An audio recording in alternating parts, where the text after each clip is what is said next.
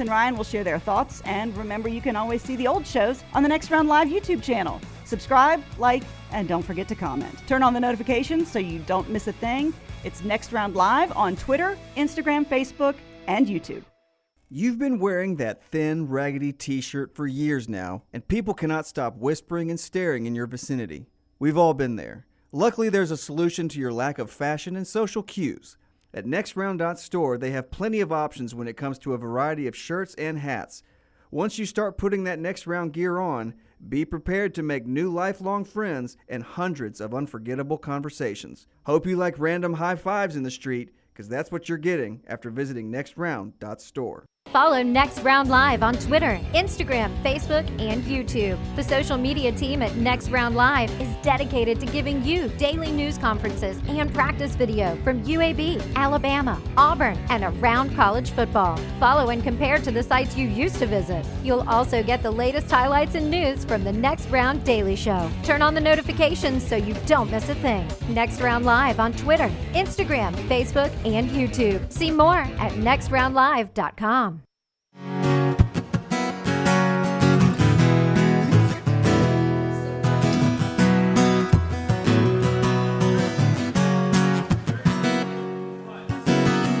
She calls me Goliath when I wear the David mask. I guess the stones are coming too fast to her now. I like to believe we can reconcile the past. Well, we don't belong in up a wall. I have become cumbersome to this world. I have become cumbersome to my girl. I'd like to believe when we can reconcile the past, resurrect those bridges with the ancient bells. But my own stone face can't seem to break her down. She remembers the bridges and burns them to the ground. I have become cumbersome to this world. I have become cumbersome to my girl. Too heavy, too light, too black, too white, too wrong or too right. Tale tonight, cumbersome. Too rich or too poor, she's wanting me less, I'm wanting her more. The better taste is cumbersome. Oh, you can't hold on. Oh, no, no. Oh, you can't.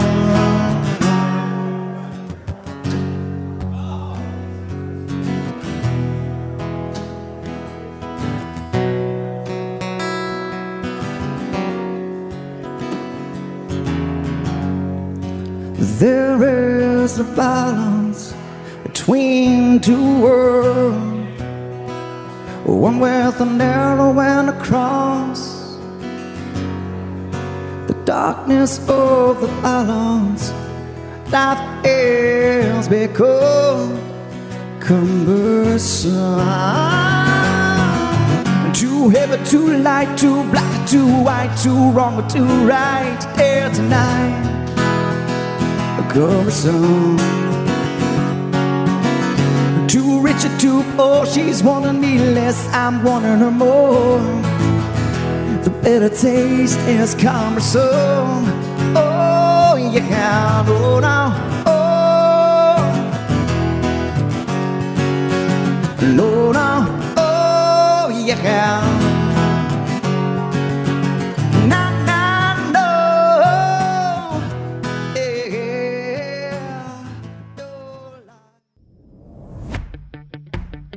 Jim Dunaway, Lance Taylor, Ryan Brown, and Rockstar. Live from the Birmingham Racecourse Casino Studios, The Next Round, presented by Bud Light, is on now.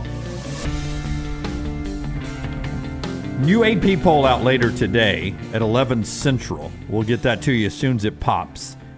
I did no research on this. I just tweeted it out. I figured someone would correct me if I'm wrong. Florida State will become the first top 10 team ever from the first poll to the second poll to go from the top 10 to not receiving one single vote. I would think you're probably accurate on that one. I did no research. Yeah. I just sent it out, and I will let the universe correct me if I'm wrong. Where are the Alabama fans out there that want a Mike Norvell? I just got to ask, because I said, look, I got to see more from Norvell. Now, I had Florida State minus 16.5 last night. Full disclosure, I would be saying the exact same thing if I had Boston College. But Florida State can't bitch and complain about being left out of the playoff. Go out. They can pick their transfer portal quarterback. You could have had Cam Ward if you paid him enough money. Coming from the same conference, by the way, you had two quarterbacks whose schools were basically going out of business. And you got DJU, and your arch rival got Cam Ward. By the way, I'm not going to blame this all on DJU. There were a lot of drop passes, too. That's right. He had some horrific throws, but there were a lot of drop passes. He wasn't getting run on for, what did they go, 263 on the ground.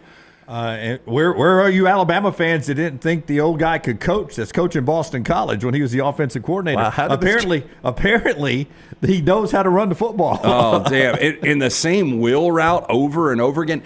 And Tim Lewis, completely baffling this Florida State offense. You got old retread coaches that come out week one. You're supposed to make your most improvement from week 1 to week 2. Yep. I know there might have been some jet lag involved, but there is no excuse on your home field that you get beat like this. Did we hear jet lag? I'm still saying, even if we want to throw that excuse in, they got their asses whipped.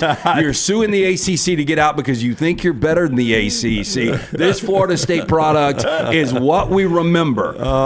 They had one off year. Yeah. Off here. I hope we don't use jet lag. You chose to stay an extra day toward Guinness. When you thought you were going to win the game. Yeah. It seemed like a good idea. And Landmine Believer brought it up passing, joking did Dunaway say that he'd eat dog poop out of a solo cup if USF beat Alabama. That was a real tweet we showed last week from a major Florida State fan who said there ain't losing to Boston College. If they lose to BC, I'll eat dog poop out of a red solo cup. So I wouldn't have gone that far, Yeah. but I didn't think there was any way they were losing either. I thought they would make a statement. They've got better athletes head to toe. Castellanos he's really good against Florida State. I don't know what to say. Yeah. Well, we had the Florida State fan in the mybookie.ag chat room last week saying, guys, do not discount this Boston College game. And then another Florida State fan jumped in and agreed with him. BC gives us fits. And I went back and read you guys the last 5 scores, and they were all within 1 score except for one outlier game. The difference of Florida State won all 5 games. They did. Now, here's the thing. DJU is not a good quarterback. Okay, well, I think we have established that. We've got enough data to know he's not a good quarterback. Was very average at Clemson. By the way, you say that. I mean, he was, but Dabo went 11-1 with him. As much as we dog out Dabo, he went 11-1. I thought he was like a C at Clemson. Then he was probably a B in Smith's offense because the offensive line and the running game were so strong. We had a running game. That's right. They don't have a running game. But Trey Benson's ended up being the biggest loss they've got, outside of Jordan Travis. DJU is not a good quarterback. All right, we've established that. They could be 2-0 with DJU. Their problem is quarterback, but it's not quarterback alone. Lance is right. They have been dominated up front for 2 consecutive games now. They have 3. Dominated. They have 3 NFL draft picks, 2 projected first rounders. That's what they say. Going into the season on their defensive front 7. And in 2 weeks, those guys have been no-shows. Oh, They've yeah. been MIA. They've run it right down their throat 2 straight weeks now. Yeah. But I think it shows you how good both Verse and Fisk were last year on this defense. And that was my whole thing. I've seen Kirby Smart. I've seen Nick Saban. I've seen Ryan Day just be able to reload. I wanted to see it with Mike Norvell. And I thought the losses were too much. I was completely wrong on the game last night, but I did my 10 best totals, coming into the season a couple of weeks ago, and Florida State was one of my unders, under 9.5. And by the way, if you've got a ticket on that, by the way, just make sure you guard it heavily. You might be able to cash it in the next couple of weeks. Yeah, I mean, you may win our little gentleman's bet here between the three of us. You got Florida State under? Oh, yeah. Oh, my goodness. No, we did only SEC teams. Only SEC. I'm saying, thank God. No, Florida State. Florida State under for the best 10 college football overs and unders. Let me ask. I mean, what are they this week? I start looking at the schedule. They could lose. Oh, they've got Memphis. That is far from a. Not this week. Yeah, they got to buy into Memphis. Yeah. No, they've got a better chance of getting or not going to a bowl than winning 9 games. Their next two are Memphis and Cal. Now we'll see. I think we'll learn a lot about Cal on Saturday at Auburn. Let's see. Cal's got a good running back. Cal's got some quarterbacks. Cal's got a good defensive head coach and Justin Wilcox. It's going to be tougher on Auburn this week against Cal, but how good is Cal really? Right. I think we'll get a good judgment on that. But that's their next two, Lance, Memphis and Cal. What is that Memphis point spread, do you think? Memphis is a pretty good team. Well, it's in Doak Campbell. Yeah, I think Florida State's 3 right now. Okay, 3? Yeah. I don't want to sound like an old man, okay? Because I caught the first part of this game on the Florida State Radio Network coming back from the golf course. Right. After a nice 5.5-hour round yesterday. Everyone apparently wanted to play at Labor Day. In the afternoon. The weather was good. Everybody's off work. The course was packed. So I'm driving back listening, cheering for Boston College because I love upsets, unless my team's playing. And I thought it was just the radio. Then I get home, I'm watching on television. What are we doing at Doak where the music that they play over the loudspeaker is disruptive to your broadcast? It's they've got a between plays DJ, right? Which, by the way, is the best DJ they've got by far and away. They got a between. He really is. Mark that one, Taylor. Send that one out. They've got a between plays DJ who is just dropping tunes left and right, and he's going to have to get a much sadder playlist for the rest of the season. It's a little too upbeat for current Florida State football. Does he have anything from Air Supply? I'm all out of love. I'm all out of wins. It's so weird. I saw that Americans recently that has the Air Supply. I'm all out of love in it. I'm all out of love. I'm so lost with DJ. Yes. Yeah, what if he just starts? What if their between plays DJ just starts playing like Avril Lavigne songs and stuff like that? Just Tate Rodemaker ain't walking through that door. He got shut out against Kentucky this past week at Southern Miss. I don't really know what their backup situation is.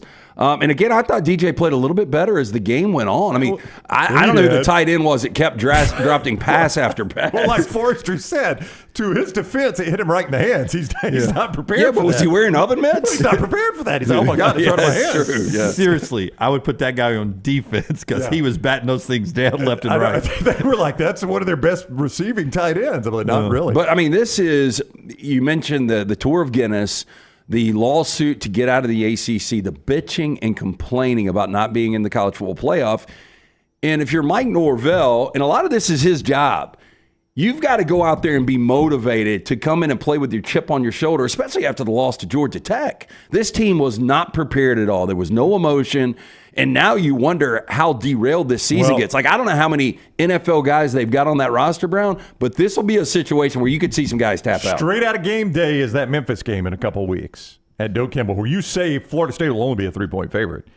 Then they host Cal. Again, we'll learn a little bit about Cal. Then they're at SMU, who did not look great in week 0, but they've got a good enough team to beat Florida State. Oh, yeah. And then they host Clemson. I mean, this could be an absolute disastrous start if they don't fix that defensive front. I'm hoping so. I mean, disastrous. Yeah. I mean, there is, as crazy as this sounds, I don't think it will happen, but you absolutely cannot rule out an 0-6 start here. Yeah. You can't rule it out. Yeah. Well, you can't right now. No, not the way that team's playing. Yep. I mean, you can't rule out an 0-6 start. I had Tech against Florida State. I don't know if I'll play Florida State again this year, though, after last night. Why don't you fade them? Shame on me. I probably will if I can get the right numbers out here. Because I just told you, like, I don't know how you could list Florida State more than a 3-point favorite against Memphis. I just really don't know how you could. Yeah. And if people are bullish enough to continue to take Florida State, well, that could end up being a gift. I mean, they've still got, beyond that Clemson game, Jim, they've still got Miami on the road after watching those two teams play. Miami's infinitely better than them right now. I want to know whose decision it was. Was it Mike Norvell's, isolated decision to go out and get Uiagalelei?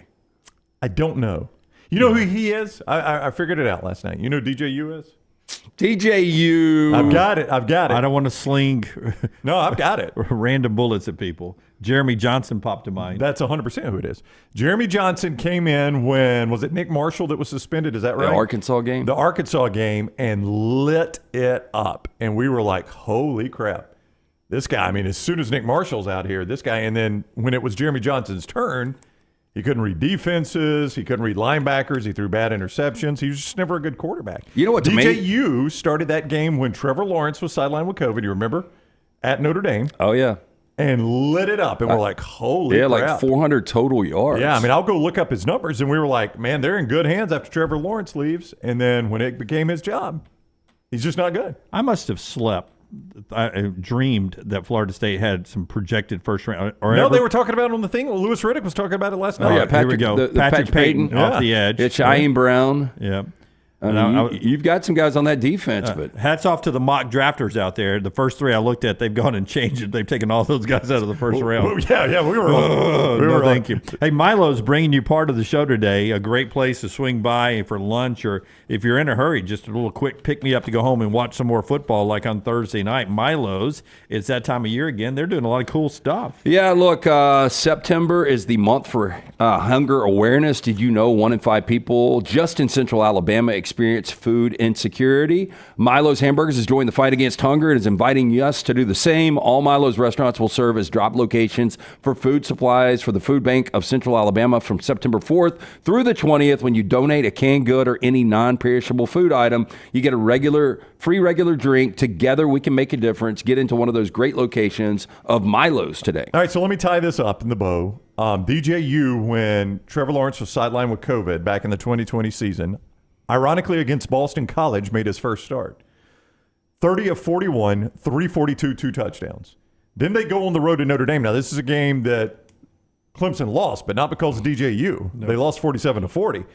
29 of 44, 439, 2 touchdowns. Those were his 2 starts in the absence of Trevor Lawrence. And you're like, holy crap. Okay, but since then, he's been terrible. We have a sense, and, we talked about this in the offseason. I was like, you kind of know what you're getting with DJU. He's an average quarterback. And one of the reasons that I still had Florida State in our top 25, I think I had him number 25. And I can't believe how many people were still so high on Florida State. I still can't believe how many people wanted to hire Mike Norvell after one really good season. Okay, let's revisit that after we hear from Mike Norvell. Before we play it, Forrester, can you punch it up? Is that a coach face 2-0 or 0-2? Oh, that is a coach that is like this schedule. We could be 0-6 with this team. Yeah, I mean, that is an 0-6 face right there. You've been double-digit favorites in your first 2 games, and you have lost them outright. Yep. I watched him on the sideline last night. Just fight. He's frustrated. He was screaming, fight. It's going to be a long season for him. I don't think he likes these guys. Well, I don't know if his guys are going to like. I honestly think these are the situations where you see some of those guys, and I don't know what it does to their draft stock, but I could see guys tap out. Yeah. Here's Mike Norvell. I mean, this guy is off a undefeated season, if you don't count the Orange Bowl, but undefeated while he had all of his players last year. Probably should have been in the playoffs. Didn't get in the playoffs. He shouldn't have been. And then he starts this year 0-2, and already he's having to do this.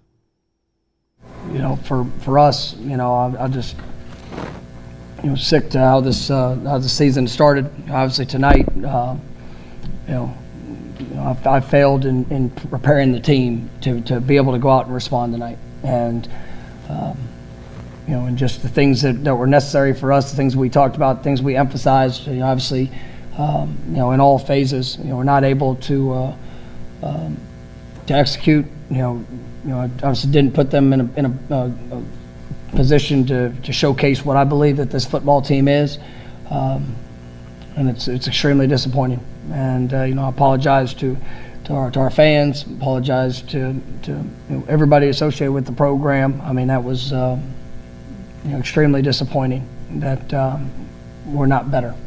I don't know if apologies don't sit right with me in this situation. Well, I mean, I would be apologizing. Hey, look, I robbed you guys, with a ski mask and a gun when you thought I might be going to Bama. There was flirtation there, and the administration decided to give me 10 years, $80 million. Have we seen this before with the former Florida State coach? Yeah, we have. We've seen this with Ed Orgeron. We've seen this with we've seen this with a lot of people where You have that one outlier season. Charlie Weiss did it at Notre Dame. Have that one outlier season, and you cash in on a sweetheart deal, and the school's a little bit trapped now. MyBookie.ag chat room, CU Buff. Candidates for the Alabama job, and I'll use air quotes here because I have a point to make. Candidates for the Alabama job.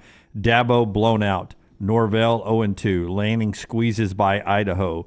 Byrne is good at this AD thing. Well, he got the one coach that had a big win. Yeah. It happened to be his school. I would this Norvell thing. Nah.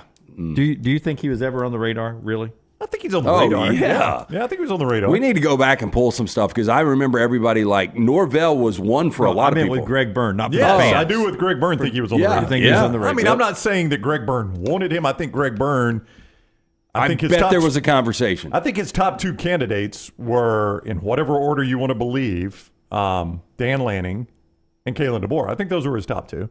But I think you've got to be prepared beyond two guys. And if you scanned the landscape of college football when Nick Saban announced his retirement, who were the hot names? I mean, that was a hot name. Mike Norvell, he had just come off an undefeated season. There was a lot of sympathy for Mike Norvell, Lance, because of the Jordan Travis situation. Without that injury, they are absolutely in the college football playoff. And I think a lot of people were sympathetic for Mike Norvell that, I mean, he was a hot name, yeah. I think just about any job that came open last year, Alabama, Texas, Oklahoma, Michigan. Well, Michigan came open. You know, I think just about any job Mike Norvell would have been on the radar. You know what's crazy is I've never understood if you give somebody an endorsement deal, but you've got to like have a graphic throwing their name up where people know who it is. Like Brian who was the kid for the Redskins? Arakpo, yeah. Yeah. Chicago White Sox slugger Frank Thomas. Yeah. Yeah. But DJU's got another endorsement deal. Did you guys see the Celsius?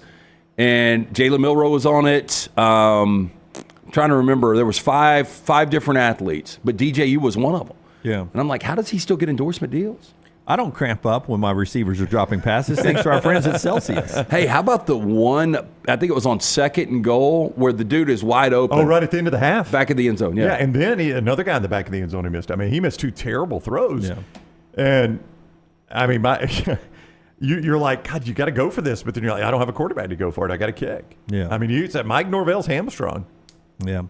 He just missed two good passes. So Boston College won, and we didn't talk a lot of positive about them. We'll get to that in just a second. The show being brought to you in part by our friends at CPAP Plus. Before you tell us about CPAP Plus, a reminder, we'll talk to Auburn quarterback, unbeaten Auburn quarterback Payton Thorne, coming up in our next segment. He'll join us in segment number 2. So Payton Thorne with us in a moment. CPAP bringing you part of the show. Hey, with over 200 5-star reviews on Google, the folks at CPAP Plus, they're CPAP users themselves. So the people helping you know what it's like and are ready to help.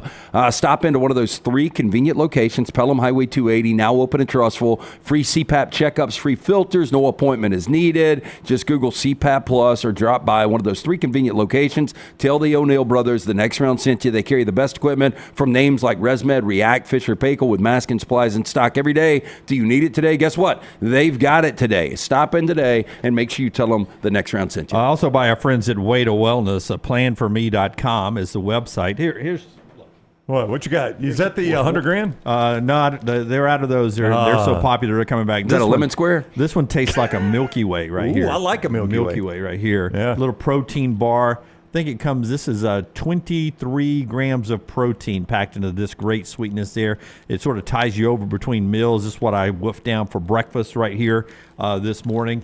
I'll have another one between lunch and dinner tonight. Different plans for everybody. The guys from the Meltdown part of the plan down there, Melton and Lunceford, back at it live today at 2 o'clock on their platform as well. But in the meantime, they're down at Way to Wellness, their journey to healthy living, getting a free evaluation. You can too. No cookie cutter plan. Everything's designed for you. The program overseen by board certified professionals. No contracts, no sign up fees. First consultation's free. The website is planforme.com. Way to Wellness, your journey to healthy living. Cut 7 Rockstar is Bill O'Brien, and it was his first coach at Boston College. Just real quick Wikipedia of Bill here. Really good with the New England Patriots as an assistant.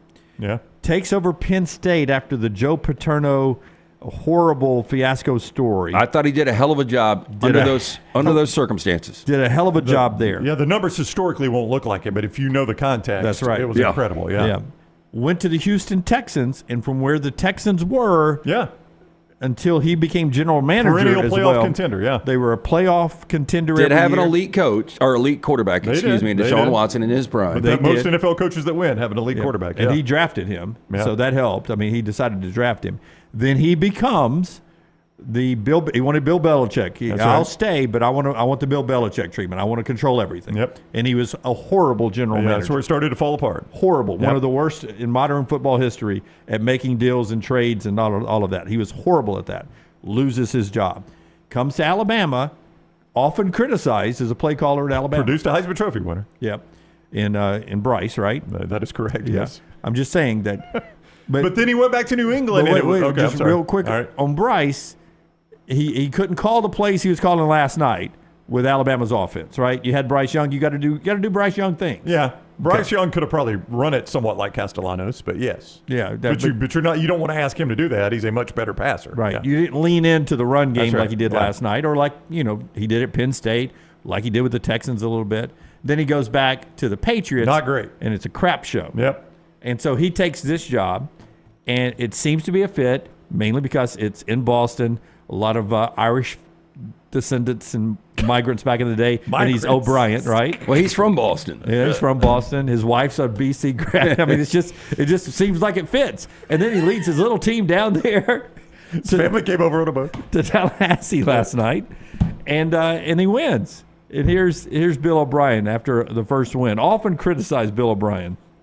Yeah, it's good. I mean, look, these guys in that locker room, they've put a lot of work into this in the off season. From winter conditioning to spring practice to summer practice to training camp. So I'm very proud of these guys. They were resilient tonight to come down here against a team that really was, really in their minds, I'm sure, had to have this win. That's a heck of a statement for BC, but it's just one win.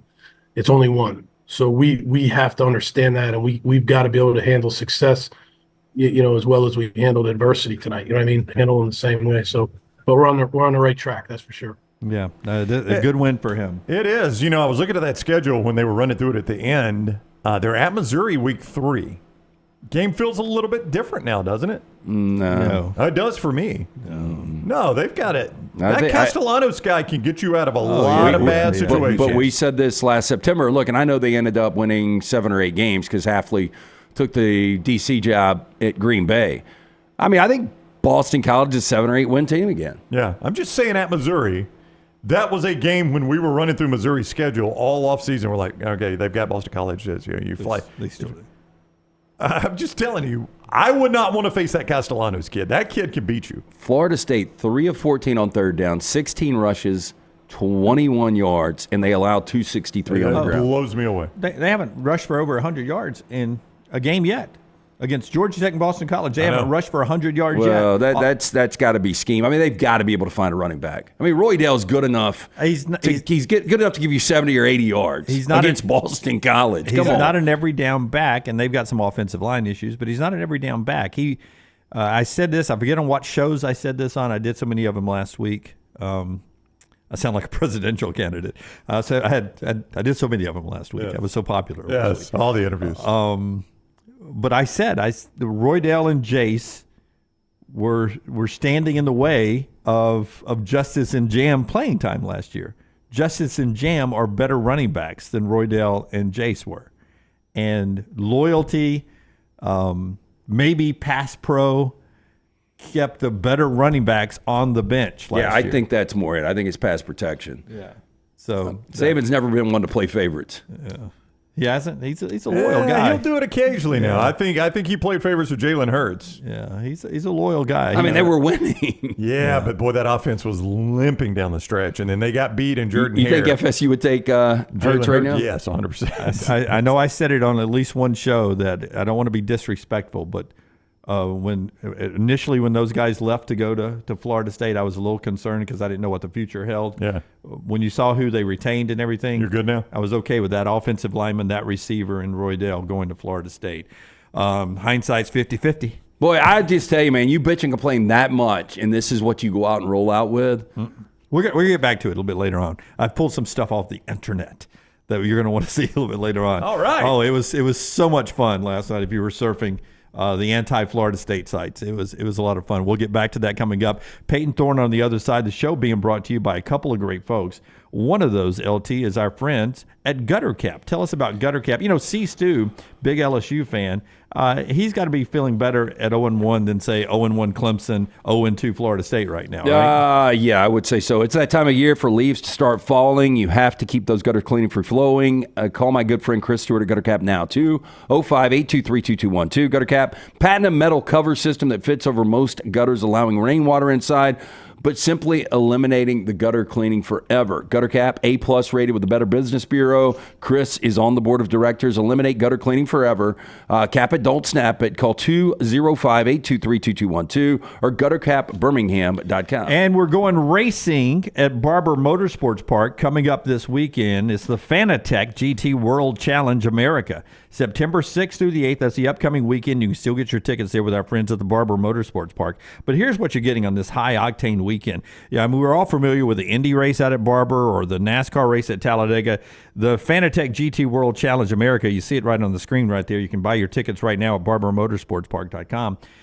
This is where you get this is just fun to go look at the cars. The Lamborghinis, the McLarens, the Porsches, the Ferraris, all the great sports cars, all on the track battling it out. You get the beer gardens, the kids zones, and don't forget to bring your dog for Bark at the Park coming up on Saturday.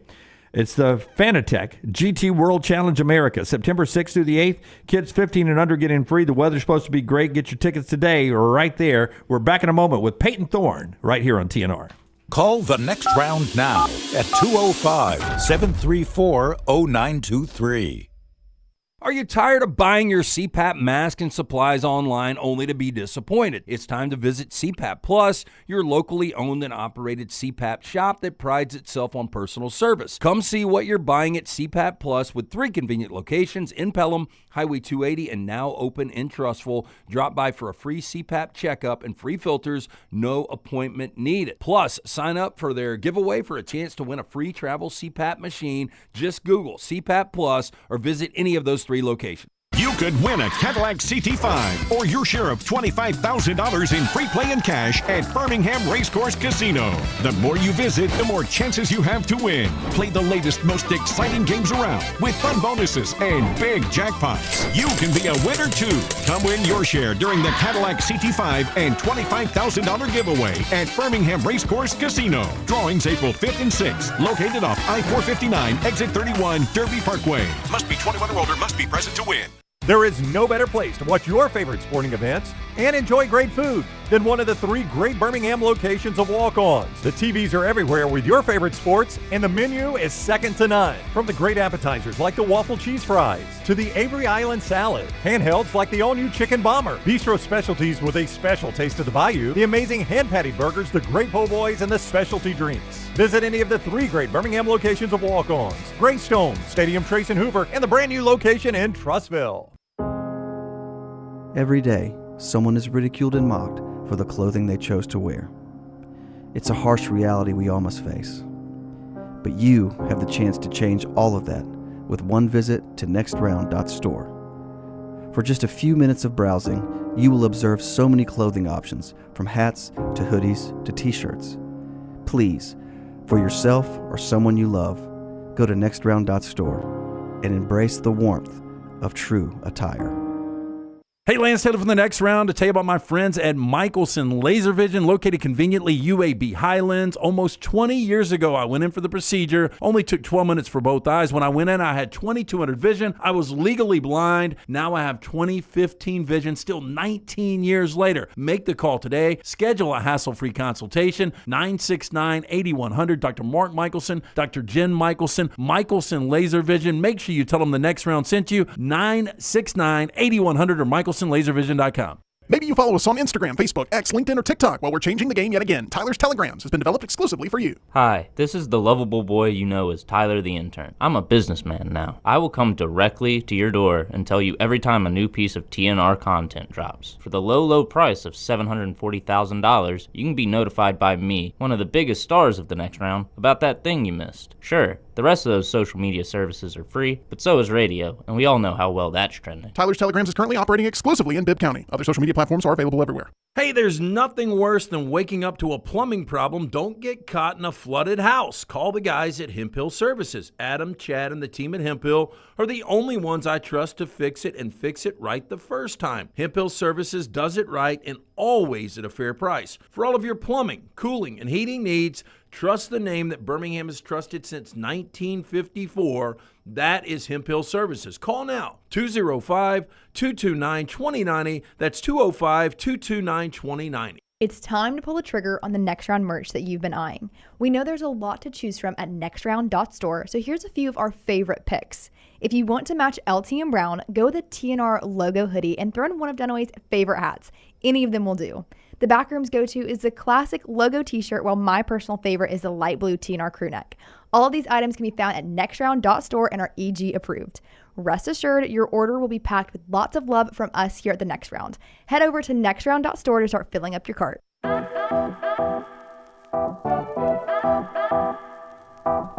Everyone's still reacting to week one. Remember, a new AP poll comes out a little bit later on today. Pretty amazing in Vegas on Sunday night.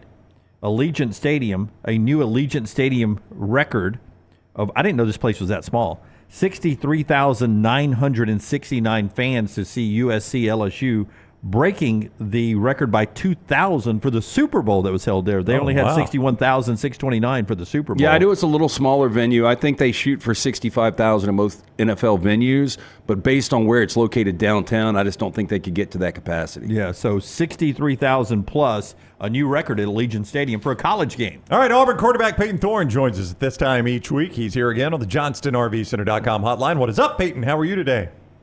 I'm doing pretty good. How are you guys? Man, we're doing awesome. I talked with an Auburn fan yesterday, lifelong. Now, granted, a younger Auburn fan. But he said, I had never seen an Auburn passing attack like that in my life. So there's one Auburn fan where your offense made his day, man. I mean, he said, I'd never, and I've heard that from several others, by the way. What was it like just heaving the ball all over the yard and having receivers open and running under it all night? Yeah, it was great. Obviously, week one, you get to see what you really got out there against a different opponent. I've been practicing against our own defense for quite a while now, so it's good to go against the different jerseys, everybody says. But it was fun. I thought we executed pretty well. Obviously, you're never going to play a perfect game, so you watch the film, and there's a couple of things that you want to improve on. But for the most part, I thought we were doing things the way we wanted to and had guys open, and coach was calling good plays, and the guys were getting open and then taking the ball and getting in the end zone, so it was good. If you ask one of the guys in the mix, it's impossible to get a accurate answer, so I'll ask you because you're more objective. But when you see all this speed with wide receivers, who is the fastest guy on this Auburn team? Because I'm sure if I ask Cam, he's going to say it's him. If I ask Perry, it's him. If I ask Malcolm, it's him. Yeah, Lambert Smith would say it's him. Yeah, that's a good point. Now Payton's about to be political and make sure he doesn't upset any. Oh, you can give us the fastest one. Blow his mind real quick and say, well, heck, it's me. I'm the fastest guy on the team. Yeah, I wish it was me. But I'd say on our speed numbers from the summer, I think that the guys that were at the very top were Keontae, DB, J.C. Hart, also a DB, can really fly. And I think Perry was tied, actually, for that number. Now, obviously, that's just straight sprinting. That's different than game speed. But those three are pretty stinking fast. So I'd give them the top three right now. I mean, hats off to you. I mean, after that first half, you don't know me very well, but my personality, I would have had my mom, dad, somebody close to me. I'd been looking, hey, give me Payton for Heisman.com. Go ahead and buy that for me. That was an unbelievable first half from you guys. I love that. That Cal game last year wasn't as smooth. What do you remember about going to Berkeley and just what an uphill push that was the entire game for you guys offensively? And do you even bother going back and watching that tape? No, not really. I mean, it's in our cut-ups from this for this week. So you do watch that to just watch their defense, but I'm not watching us on offense hardly at all. You're watching how they respond to formations, obviously, like you do with every team. But I'm not watching our offense to really learn anything from last year. But what I remember from that game, honestly, was just I feel bad for anybody that was watching that game. I mean, that was about the most boring game offensively that I can remember being a part of. It was a rock fight. Yeah, I remember that, but yeah, I'm not taking much from last year. Obviously, we have a lot different team, like we've talked about before. But we're just watching them formationally and how they adjust to certain motions and stuff like that. Just like you do with every team. You often hear this, Payton, and Payton Thorne is with us on the JohnstonRVCenter.com hotline. A reminder, you can get all of our Auburn content at thebarnauburn.com. Start as low as $1 a month, thebarnauburn.com. Great content every day, great message boards and information, thebarnauburn.com to get all of that. I always hear about quarterbacks like they've got that guy that when the play breaks down and the you-know-what hits the fan, they got that guy. That's their look. They look right to that guy, and they know what he's thinking. Is that the way you play quarterback? And if so, do you have that guy from this set of receivers yet? Absolutely. That's part of my game. I feel like for my entire career, the ability to scramble and make plays out of the pocket has been something that I, enjoy doing because I think a lot of explosive plays come from that. But two, is something that I feel like I've been pretty good at. For this offense, I don't know if I have that guy just yet. Honestly, the first guy that comes to mind is my roommate, Sam Jackson, because he's a quarterback. And so he was a quarterback and understands, what I'm looking at because he did it himself. He understands when you're scrambling where that lane is. And it really is an underrated thing as a receiver. One of my former teammates, Cade McDonald, who's actually I played in high school with and at Michigan State. He's at Miami, Ohio now. He was great at it. He always was able to find that lane because you either go deep, you come back, or you go straight across. You have a lot of options when scramble drill starts, and so you had to really have a good feel for where that space is, where the angle is that the quarterback can see you at, and all that. So I don't know if I found that guy just yet because we haven't had as many scenarios of scramble drill, but I know we have some guys that can do it for sure. And worst comes to worst, you throw it up to Cam or to Keandre. There's a good chance they're going to come down with it. They're good 50-50 ballers. So. Yeah, we'll see as the season goes on. I didn't realize Sam was your roommate, so he played at Cal last year. Do you guys lean on him for any inside information, so to speak? Yeah, I've talked to him a little bit about what he saw last year, obviously being a part of the team, and like I said, playing quarterback and going against that defense for a while. We haven't talked too terribly much about it, honestly. I don't want to get, over analytical with somebody else and what they have to say. I want to still go through my process of, watching the film and figuring out for my own. I'm not really looking for insider stuff on what their calls are, stuff like that, because most of the time you don't hear that stuff in a game anyway. So it's not like, you're going into a game and trying to figure something out that you don't normally do. So a little bit, not a ton of that, and as the week goes, I guess we'll see. Do you have a post-game routine, especially after a win? Do you have a certain place, a party, a restaurant, a place you and friends or family go back to after a game? What's it like on a Saturday night after what you guys just did at Jordan-Hare? Yeah, I don't have like a set routine. Obviously, I go out and see my family that's waiting in the little family area afterwards, and usually I'm one of the last guys out there, unfortunately, having to shower and do media obligations and whatnot. So their troopers always sitting there waiting for me. So I'll go with them, and then we walk back. And I've been fortunate to have them get set up with an RV actually down here. There's been a couple of RV companies who have been really cool to me and my family. And so got that and go hang out there for a little bit and then come home. And, it depends if it's a night game or an afternoon game. You got more time at night if it's an afternoon game. So it's always different. They got good food at that tailgate. You don't have to give out the location. I won't come crash it. But do you eat afterwards? Are you hungry, starved after a game? Yeah, we get our little meal to go from the football team, and I'll take that. And I munched on that this past weekend because it was pretty good. I don't even know where it was from, to be honest, but it was good. But yeah, they have food always at the tailgate. I'm not going to say that they're doing some feast like I've seen some of these other tailgaters do across the country, but they got good food. There's plenty of food left over for me. Has Jarquez Hunter said, "Don't forget me"? I know. We got all these receivers. We're throwing the ball now. Don't forget me. I'm the first touchdown. We got 4 carries. I know it was part of the game plan. Don't forget me. I mean, because I know every receiver comes back to the huddle wide open. Now, I was wide open, Peyton. I don't know how you didn't see me. I was wide open. What does the running back say? Jarquez is a man of few words. He's not a guy that's always saying too much. He'll come over to me sometimes. I remember a couple of times in the goal line. He was going, just give me this one. Come on, just give it to me. Give it to me. so there's a couple of times where I just let him go. And other times I'll let him know he's getting it. Maybe if it's a replay or something, I'll look at the defense and know that, 95% of the time he's going to get this thing. And so I'll let him know. And I'm sure that excites him when he knows he's getting it. But yeah, he didn't have too many carries this week, but did a really good job and had a couple flashy runs when he did have it. He took flight over another guy. So that's a couple of times I've seen him do that now, and then obviously got in the end zone too. So it was good to see. Doing what we do for a living, it's tough to watch somebody in broadcasting have one of those moments where they go blank, they get caught up, they're saying the wrong things. We've got some things we play on Trash on the Table, some of those videos.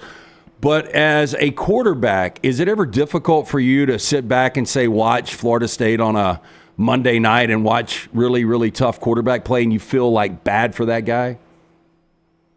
Yeah, you definitely do have a different feel for quarterbacks when you watch it on TV because you understand there's a lot more going on that the average fan doesn't understand, and so you're kind of trying to analyze what all it is. And sometimes the guy just is not playing good, and you can say, man, he's not playing well. And I'm not saying that's what happened last night or anything. I didn't watch too terribly much of the game anyway, but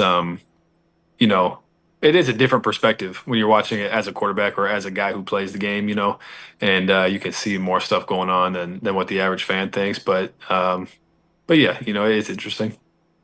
All right, he is Payton Thorne, 2:30 ESPN2 Jordan-Hare Stadium, as Cal comes to town, a game that will probably be more exciting offensively this year than last year. I think it'd be hard to go backwards. It's what you said earlier, Payton, right? It's got to be more exciting. Exactly. Thank you, Payton. Good luck Saturday. We'll see you next Tuesday. Appreciate you guys. Have a good one. All right, buddy. You too. Take care. Payton Thorne with us on the JohnstonRVCenter.com hotline. Joins us each week again. Don't forget you get all our Auburn coverage at thebarnauburn.com. You can join right now for $1. See how you like it. Stay signed up, and you get great content on the message board, daily shows, weekly shows, just really, really good stuff. Thebarnauburn.com. And on the Alabama side, covercrimson.com. Same exact thing for them. Two of my lifelong friends, big Auburn fans, they were telling me yesterday on the golf course about the thing they love about the barn. Auburn.com is so much fresh content. Yeah, every day. Yeah, every single day. Did you say really Payton Thorne for Heisman, by the way? I didn't say Payton Thorne for Heisman. I did say if I'd had, just to be clear, I'm not calling him for the Heisman. I'm just asking. I said he doesn't know me, but if I was rolling to the locker room after the first half he had, I would have been yelling up at my family like, go buy PaytonForHeisman.com because we're rolling, baby. And they were playing Alabama A&M, right? I know that. I was just saying. That would not have stopped Jim, though. That would not stop me at all. You probably still get that domain, right? Oh, you can. I searched. Remember, we almost got Pac-12 or Pac-16? Yeah, well, that would have worked out. Back in the day, yeah. Never quite got there. By the way, that was a landmine. Well, it worked out for some teams. Yeah. Too bad we didn't go with the Big 18 or whatever they're going to be now. Hey, the show being brought to you in part by our friends at the Wharf Casual Seafood. Wharf Casual Seafood, a unbelievable place that Brown was at just the other day. I was. Sunday after church lunch. Fantastic. I had the Wharf Shrimp. My wife had the Wharf Shrimp and Grits. What were the sides you got? I got the deviled egg potato salad and red beans and rice. Fantastic. And their hush puppies are good, too. Wharf Casual Seafood, fast casual restaurant serving American caught seafood. Locations Montgomery, Dothan, Alexander City. The newest location that Brown and his family ate at, the Moody Leeds location. Today, beer and margarita specials. Tomorrow, half off Wednesdays or half off wine on Wednesdays. They've got seafood entrees, taco platters, po' boy salads, burgers, and so much more. Stop into one of those many locations to find the location nearest you and to check out the menu. Go to wharfcasualseafood.com. And our great friends at Urology Centers of Alabama, UCA, 35 urologists and 16 locations. The best part about this is that you've got a location near you. If you're watching us in the state of Alabama right now, all you need to do is go to their website, And check out for the location nearest you, urologycentersalabama.com, urologycentersalabama.com to schedule an appointment. They treat everything from urological needs to prostate health and kidney stones and everything in between. They can take care of the vasectomy if you're ready to wave the white flag. Whatever you want to do, they'll take care of you. 16 locations. Find the one near you today, 205-930-0920 or urologycentersalabama.com. 4 downs in just a second. Clay Travis at the top of the hour, and then later on, upset alert, where we're keeping our usual game, our usual scoreboard going on. That's in right. Here. Yeah, but we asked the guys behind the glass, Lunceford and Forster, to also give picks last week. Lunceford blind. He wasn't happy about it when he found out, but he was with me with North Texas winner chicken dinner. That's right, on the road at South Alabama. Yeah, and Forster didn't know it when he made the pick, but he was with LT winner chicken dinner. Yeah, who did you guys have? Who did you and Scotty have? I forget. Hawaii, on the island against UCLA. Yeah, Hawaii. So those guys will have their picks coming up as well when we do that after Clay, coming up around 10:20, 10:25-ish, maybe 10:30. We'll see how it all plays out in the next hour. But right now, it is time for 4 Downs. It's brought to you by the fine folks at Slice.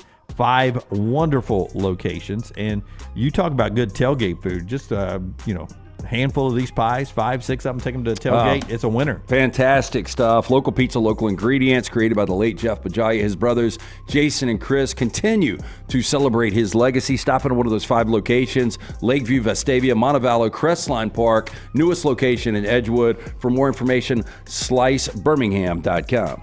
First down. I feel like I'm going to get all the answers right here.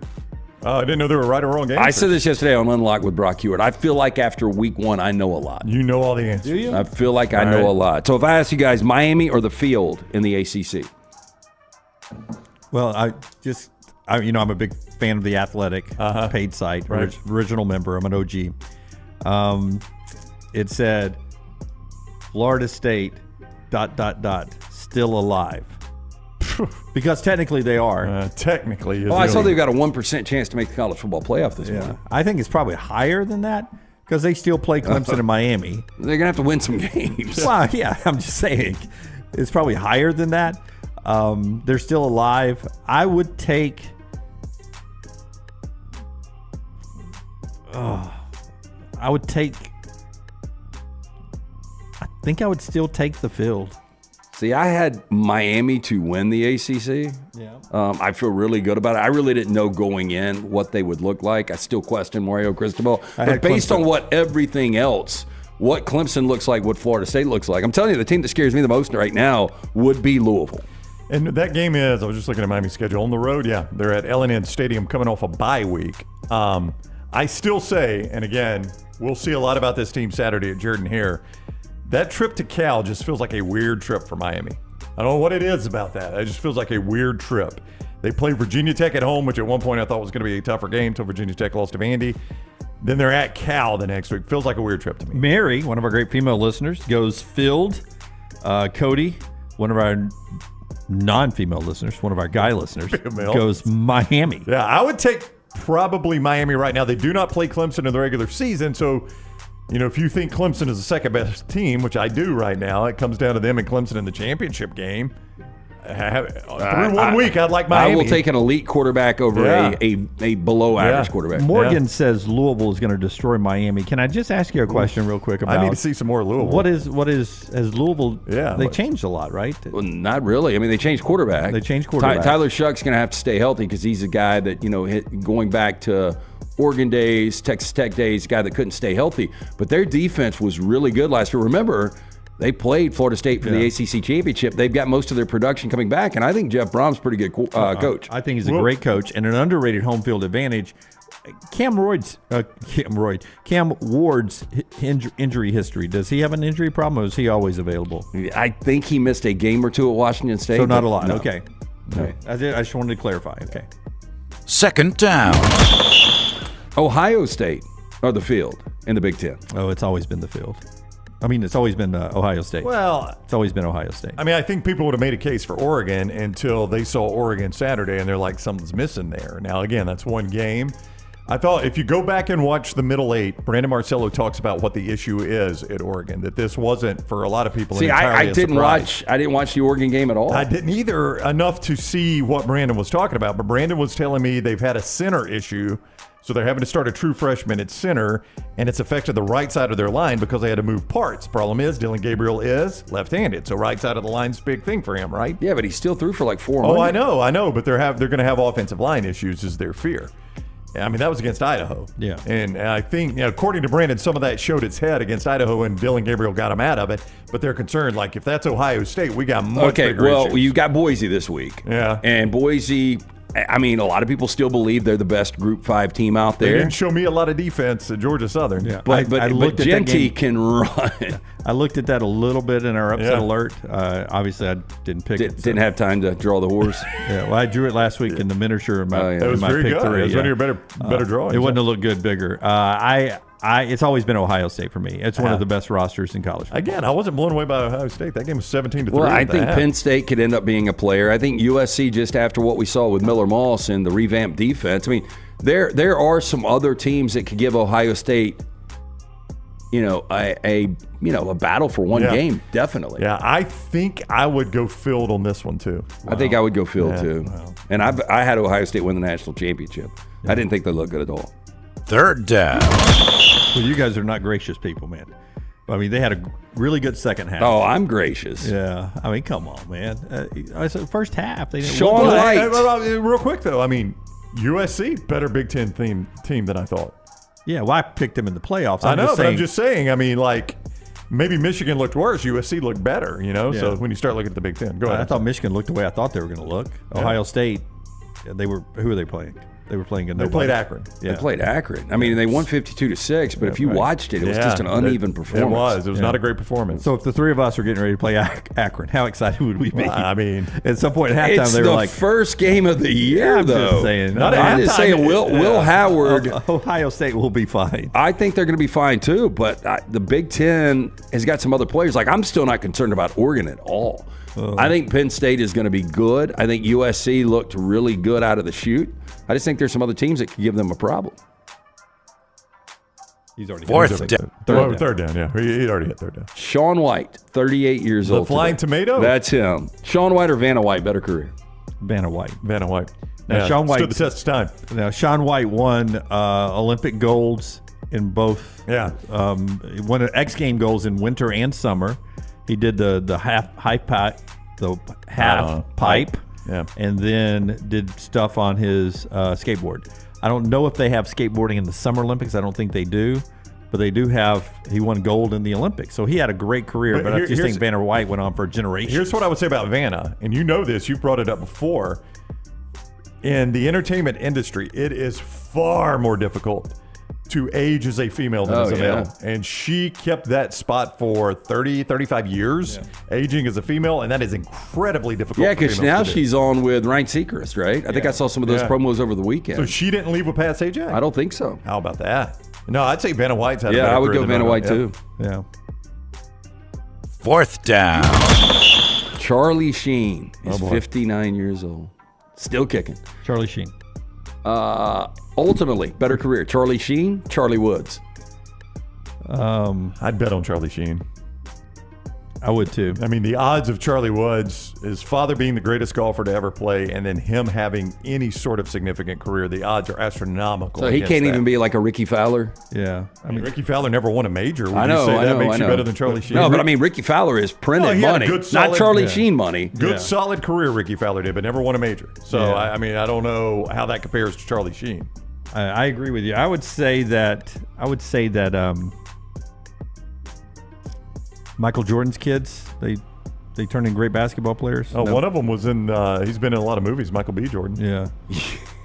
That's not him, is it? No, that's not him. So I don't think, though, like if we went back, I don't ever remember people, like LeBron's kid, I don't remember people talking about Jordan's kid was going to be really good at basketball. Either one. One played at Central Florida. I forgot where the other one played. Yeah. But I mean, Charlie Woods has got a swing, right? Oh, he's got a really nice swing, but man, a lot of golfers have a nice swing. And look, this is not Charlie's fault, and it may not affect him, but Charlie's not exactly going to have to play for money. I mean, he's set for life, and that does have an impact. Yeah. I mean, there are a lot of guys that are out there grinding, and if they don't make it as a professional golfer, they know they got to go back to sell insurance or sell cars or sell pharmaceuticals or whatever. And that's a driving force, and Charlie will never have that. Now, he may be able to overcome it, but Tiger didn't have it. Well, Tiger's family was military. They didn't come from a ton of money. I mean, I watched the pressure this past weekend. I mean, that guy finished last weekend, only made $520,000. Yeah, well, he had to get in the top 30 to be in that field. It's a little hard to do. So, I would go Charlie Sheen, by the way. I'd have been putting like this, Brent. I'd have been like, I'm only going to get $520,000. I'll be home for kickoff. Yeah, I'm going to pick up. I'm in my pocket. That's 4 Downs, brought to you by our friends at Slice. Yeah, 5 great locations, from the Hot Mama, the Soul Pie, the Wing and a Prayer, the Bajaya Special, the Spicy Hawaiian. You're going to absolutely love the local pizza, local ingredients. Stop and see the Bajaya Brothers. Tell them the Next Round sent you. Hey, ask EG real quick. Pennant Grace is today. Football season moved to today. TBD. TBD. Yeah. Football Okay. season has made Pennant Grace TBD. We have to shift around. Make sure the alerts are set with a new Pennant Grace with Emily Grace and Ush. I think it's going to be a little bit later today, but we'll find out. Well, it's TBD, I'm being told. That's what the kids say, TBD, to be determined. Uncorked is available for you. And then, as Brown said, all the content that is up daily, covercrimson.com. I was on there earlier. The way they're breaking down what you got from Week 1 Alabama, projecting onto USF this weekend. Really good Clint stuff. doing the snap counts and all that. Yeah. Snap counts are out. If you care about that, that is really good. So go check that out at Cover Crimson. And then Kyle and everybody over at the barn, thebarnauburn.com. Good post games afterwards this past weekend, their post game shows. We were all catching some stray bullets that we didn't do a post game show. Some people wanted they wanted craziness in LT's lounge and my and Brown's take on the post game. So we may have to pop in with those post game shows at some point. Knock it out, Dunaway. Knock it out. Jump on there with Kyle and Mick and have some post game fun as well. All right, when we come back, Clay Travis, our upset alert still to come, and a lot more. By the way, congratulations to Ricky Pearsall out of the hospital. If you were not with us yesterday when we mentioned that the 49er receiver had been shot in what is being called an alleged attempted robbery. Yeah. What's the alleged? Well, that city has gone to absolute shit. It's really sad. I have never visited San Francisco. I heard it was an incredible city. Everybody that goes through there now says it is a complete dump. But it was weird. Did you guys see some of the footage? Because randomly one of the news channels was on, and he was just walking like shirtless. Yeah. With a hole in his chest. Yeah, I mean, he's bleeding. And like... but he had just signed autographs, was walking to like one of the more popular spots in the middle of broad daylight, and some 17-year-old jumps him. Took a bullet to the chest. And I never really got the facts. I don't know if you guys did, that there was scuffle that ensued. The perpetrator was hit too with his own weapon. I'm assuming Pearsall got it and shot him. Yeah, dang. I haven't gotten the details though. Yeah. But both were shot. I didn't understand the alleged attempted robbery. It seemed like the bullet holes are proof that it was an attempted robbery. I would agree. But he's released. He's going to miss the first 4 games at least, but he is doing well and out moving around. NFL starts on Thursday night. We got a little fantasy draft tonight, so set your alerts. We may broadcast our fantasy draft happening tonight. Clay's next. This is the next round being brought to you from the Birmingham Racecourse Casino Studio by our friends at Bud Light. Easy to drink, easy to enjoy. Everything Next Round is on demand now in the podcast section at nextroundlive.com. A legendary coach once said, "It's not the will to win that matters. It is the will to prepare to win." Hi, I'm Bobby Humphrey, Vice President of Business Development for Bryant Bank, and I can tell you that our Bryant bankers have the dedication and the experience to put together a financial game plan that is right for you. At Bryant Bank, we specialize in community banking and offer personal and business loans, checking and savings account, mobile banking, and treasury management services. Stop by one of our 18 offices across the state of Alabama to find out what unbeatable service and legendary results are all about. Take TNR on the go with a podcast built for your satisfaction. Miss Hour 1? Find it in podcast form. Miss Hour 2? Stream it now. Miss Hour 3? Download it for later. Miss Hour 4? Well, just know it's never coming back. Listen to TNR wherever you find podcasts. Just because you've quit going to the gym, it doesn't mean that you have to quit gym altogether. Dunaway, that is. With our Next Round podcasts open 24/7, 365, you can access gym anytime you'd like. While you may have done away with your treadmill routine, our version of Dunaway is standing by ready to get you back to your absolute best. Find all that lovely Jimmy D-led content on Spotify, Apple Podcasts, Google Podcasts, and in the podcast section of nextroundlive.com. This message is sponsored by Jimmy Crypto Inc. and Jimmy Crypto for President. This hour of The Next Round is presented by the Birmingham Racecourse Casino, now featuring 7 days of giveaways with your chance to win a share of up to $125,000. The more you visit the Birmingham Racecourse Casino, the more chances you have to win. Storm season is here. Make sure you have a plan of action in place right now. Greg from Pell City and Storm Restoration Roofing should be your first call when storms hit. Insurance companies love working with Storm Restoration Roofing because of Greg Nelson's name and reputation in the industry. When storms hit, call Greg Nelson. He's local, 205-542-3531. He's the home of the free no-cost roof inspection. Greg from Pell City on Facebook, 205-542-3531. It's Storm Restoration Roofing. Excitement awaits at Barber Motorsports Park for the Fanatec GT World Challenge America, September 6th through the 8th. It's a high-octane weekend you won't want to miss. Witness some of the most iconic sports cars like Lamborghini, McLaren, Porsche, and Ferrari battling it out on the track. Enjoy the beer gardens, kids zone, and don't forget to bring your dog for bark at the park on Saturday. The Fanatec GT World Challenge America, September 6th through the 8th. Kids 15 and under get in free. Get your tickets today. You never know what we're up to here at The Next Round. The easiest way to stay in the know with our antics and adventures is to follow The Next Round across all social media platforms at Next Round Live on Facebook, Twitter, Instagram, and TikTok. Whether it's Dunaway sleeping in the studio, Tim and Lunceford breaking down the latest movie release, or Game Day Chronicles, we are here to keep you updated on the latest sports news while, of course, having just a little bit of fun. Follow at Next Round Live across all platforms to join in. Hey, Lance Taylor from The Next Round to tell you about one of our favorite places for breakfast, lunch, and dinner. That is Hamburger Heaven since 1982. Hamburger Heaven has been serving Birmingham's best hamburgers, cheeseburgers, French fries, hand-spun milkshakes, and sandwiches made fresh to order. All of their ingredients are fresh and prepared daily. This includes their beef, always fresh, never frozen, hand-pattied each and every day. For breakfast, lunch, or dinner, visit any of the 4 locations, Highway 280, Irondale, Gardendale, and Homewood. Hey, you feel that? That's fall in the air. And New Balance Birmingham got your fresh fall pair to kick it during game time and sport from the sideline. Come together at New Balance Birmingham on Highway 280 right next to Chick-fil-A. New Balance Birmingham, we got now. Jim Dunaway, Lance Taylor, Ryan Brown, and Rockstar. Live from the Birmingham Racecourse Casino Studios, The Next Round, presented by Bud Light, is on now. Clay Travis standing by with more reaction to Florida State and our upset alert coming up in this hour. That's being brought to you in part by our friends at HydroLive. IV therapy, B12 injections, cryotherapy, compression therapy, all under one roof. Mention The Next Round. You get 20% off all of those great services. IV therapy treatments packed with nutrients to increase energy, reduce stress and anxiety, boost that immune system, and much more. Members rewarded with deep discounts. You basically recoup the IV membership in just one visit.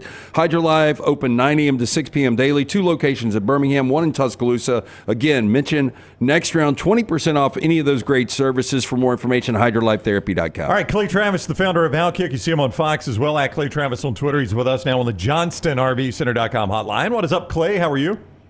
I'm great. How are y'all? I'm doing fantastic. Thanks a lot. I know these are things you follow because of your job in the, you've worked in the television industry and things like that. These carriage disputes, they're going to get harder and harder to pull off for the provider. I was a DirecTV Stream customer up until last night. And DirecTV and DirecTV Stream and AT&T Uverse, I think all those lost ESPN. I don't know how long it'll be. You never know. But it literally, Clay, took me 10 minutes to cancel DirecTV, sign up for YouTube TV. I did not have to pay 1 cent up front. I don't have to wait for somebody to come bury a cable or mount a satellite. Like, I don't know how these carriage disputes can go on. It is so easy to change services now. Well, I think basically the cable satellite bundle is over. The only reason somebody has cable now is you're a longtime subscriber and or satellite, or you are obsessed with news and sports, right? And next year, ESPN is going to go direct to consumer. I suspect somewhere down the line, the same thing will happen in news. I loved the cable satellite era. I think most of us are going to be envious for when we could sit down with one television remote control and just find every game that we wanted to watch with ease. The NFL is ahead of the curve on this, and it's going to be infuriating, but you got to have like 8 different subscriptions to be able to watch an NFL season now. And it used to be way easier. Certainly for college football, you could sit down and watch anything. I think, the number of SEC fans that are going to get frustrated about having to have ESPN Plus in the years ahead or whatever subscription service is going to exist there. I just think these businesses are going to collapse. Again, I've been writing about this for a long time. A huge percentage of the money that all of these cable networks make is off people who never watch them. And I think that's going to fade in a big way, and there's going to be a huge mess. But look, you're preaching to the choir. Like, my boys, my sons, are monster Atlanta Braves fans. And Bally's was off Comcast for much of the summer.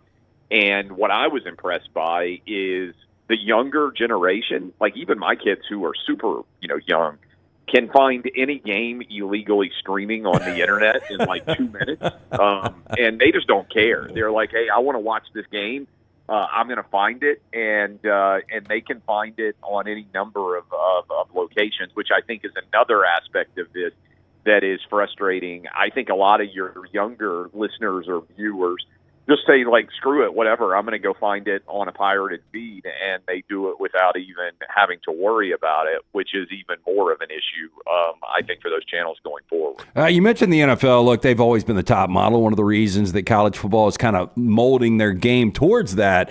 But coming up, we've got NFL action in 2 days. I have never seen a collection of primetime games this good. Think about this, Clay. Thursday night, we've got Baltimore at Kansas City. Ooh. Friday night, we have got the Eagles in Green Bay. That's in Mexico City, right? Yeah. Sunday night, the Rams and the Lions. It's in Brazil. I'm sorry. Yeah. That's right. Rams and the Lions Sunday night, and then Monday night, Jets at 49ers. I mean, that is 4 incredible primetime games. Yeah. Yeah, and look, the NFL is the straw that stirs the drink. The college football numbers are going to be great, but the NFL dwarfs everything college football, and I think the NFL has done a great job kind of scheduling everything. Now, to my point earlier, you guys will know this better than me. Thursday night, I think, is nationwide. Friday, look it up. I believe it's like on Hulu. Or something. Like, I don't even know how to find that Friday game. I'm gonna, try to find it. And then you've got games that are going to be taking place on Amazon Prime, on a variety of different outlets out there that are nowhere near as easy to find as it used to be when you could sit down and every game was just on your one cable satellite service. And I know I sound like an old man, but again, I think sports fans are going to look back and be like, man, the golden age of televised sports was like 2012, 2013. And Ryan, I don't know how much you care about this. One of the big challenges with streaming, and LT, I bet you have seen this, is you can't live wager. You are way behind. Yes. With, for whatever reason, like 30, 40 seconds behind. And I think, Brown, you'll see this when you start watching. It's a major, major issue because if you're also active on social media, like you can scroll through and people are reacting to a play that you don't see for a minute. Yeah. I got Brown one time on Saturday because I was watching the Georgia-Clemson game over the air on the antenna, and you're right. It was 25 seconds. And I was on DirecTV stream, so I was already streaming, so I was 25 seconds. So I texted, what a touchdown. Oh, I know. It just pissed me off. I hate it.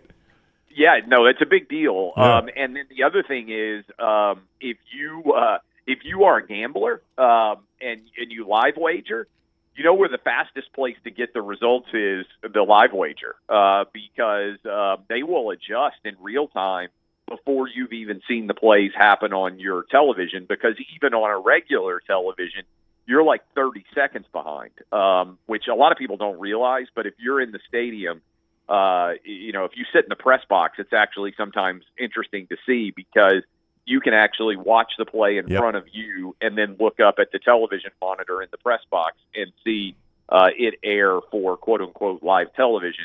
So again, the streaming thing, which I'm not smart enough to understand why the lag is way worse on streaming. But it is like at times a full minute behind live sports action. That's frustrating if you're texting with buddies or, as you guys just mentioned, or certainly if you're trying to live wager. To clean it up real quick, the Friday night NFL game is on Peacock. Clay was trying to remember Peacock. You know what's crazy, Clay, is I remember back in the day when DirecTV, when Sunday Ticket just came out, and they had offshore books all in Costa Rica. And you'd have some of their, I don't know what they were paying the operators that were running the phones back then. But you could you could see a kickoff return, and they would still have first half action up. Yeah. No, I mean, there were flipped. times where the lag was substantial enough. I mean, they had to get better at this, LT, because when technology got good enough that you could be sitting in the stadium, you had people who were able to take advantage of the delay in adjustment for lines. Now, I'm not kidding. Like, if I am obsessed with a game and I'm like, man, I got to know how it happens, every now and then I pull up a live gambling app, because it's very frequent that I will get an update from the live gambling app before I see what actually happens on my television. I got Comcast, so I don't claim to understand why cable satellite is way faster than cable is way faster than anything else. It seems like it's coming through the same wire. I don't understand why that would be, but it is. My analysis of it seems like it's coming through the same wire. And probably well put, I think. Knowledge, but it does. I don't understand the lag at all. We'll explain buffering to Clay a little bit later on in the show. I want to ask you: is there any way Mike Norvell can go from the oh man, I feel bad for Mike Norvell that his quarterback got hurt and they got left out of the playoffs, to seriously at some point being considered on the hot seat in 1 year? That's no way that's possible, right? I don't think you get it in 1 year, but it does have a certain Gus Malzahn like feel, doesn't it? Where Auburn wins the national title. You guys will remember the numbers. Gene Chizik, not Malzahn. Sorry, Gene Chizik. Gene Chizik wins the national title, and then Auburn goes, 3-9 or 4-8 or whatever the heck it was the year after they won the national title. Yeah, there was 7 wins and then like 3 wins. Yeah, I mean it burned in a hurry. Yeah, he got 2 years. Okay, there was 2 years. So I don't know that we've seen anything like that. But it does feel like the wheels have kind of come off Florida State in a really big way. And that what we saw against Georgia Tech wasn't some sort of aberration. Florida State doesn't look very good on the defensive line in particular, and DJU is credit to Washington, so Oregon State for getting what they did out of him last year, because he looks like a complete disaster. And I think you've got to put that on Norvell, because Florida State had a lot of options of guys they could go out and grab, and he made that choice. And certainly it looks like a mess. And it wouldn't be crazy on September 14th if Memphis rolled into town, his old school, and put Florida State at 0-3. Clay Travis is with us on the JohnstonRVCenter.com hotline. I told myself when I was watching this, and then a good football mind, Roman Harper, one of our weekly guests, said this same thing last night on the SEC Network. So I'm glad to see somebody that knows football thought the same thing I thought. Those throws Nico was making against Chattanooga were against Chattanooga, but those throws were good against anybody. And then Harper was like, look, I discounted it because I was Chattanooga, and then I went and watched the film. I no longer discount it. Those were lasers that guy was throwing. He looked so good, Clay. He's the best quarterback Tennessee's had since Payton Manning. Yeah, I think you're right. Yeah. Excuse me, T. Martin? No T. Martin? No, I think he may be better than T. Martin. Got won a national championship. T. Martin won a national championship, and T. Martin was incredible that year. T. Martin did not have the ability. Like, again, just go watch. Somebody made the argument years ago, and I think it's right. Even if you're not very good at something, you can tell when someone is great at something. Like, I don't know anything about the piano, but if somebody gets in front of the piano and sits down and starts playing it, I can be like, that guy's really freaking good at the piano, right? Yeah. There are people, that know 1,000% more about playing quarterback than I do. And when I watch Nico drop back and throw the football, I'm like, this guy is a maestro. Now, he's not big, meaning he's not like physically built. So I'm a little bit concerned that he's going to get hit and get injured. He's very mobile. There are two guys that he reminds me of watching him play. A little bit like a skinnier Vince Young with a better throwing motion, because he hasn't. For those of you who have not watched him run, he is elite at running the read option. Now, he didn't really run the ball. They didn't want him to against Chattanooga. I think they'll try to keep him from running the ball very much when they don't have to, because I don't think they want to get the hits on him. Vince Young was like a big dude who could take the hits. I'm not sure Nico is, which is why the other guy that he reminds me of is Justin Herbert. And the way that he throws the football. Vince always kind of threw the ball a little bit like Uncle Rico, that sidearm motion that didn't look, perfect, but he still got the job done in college, and he had some success in the NFL.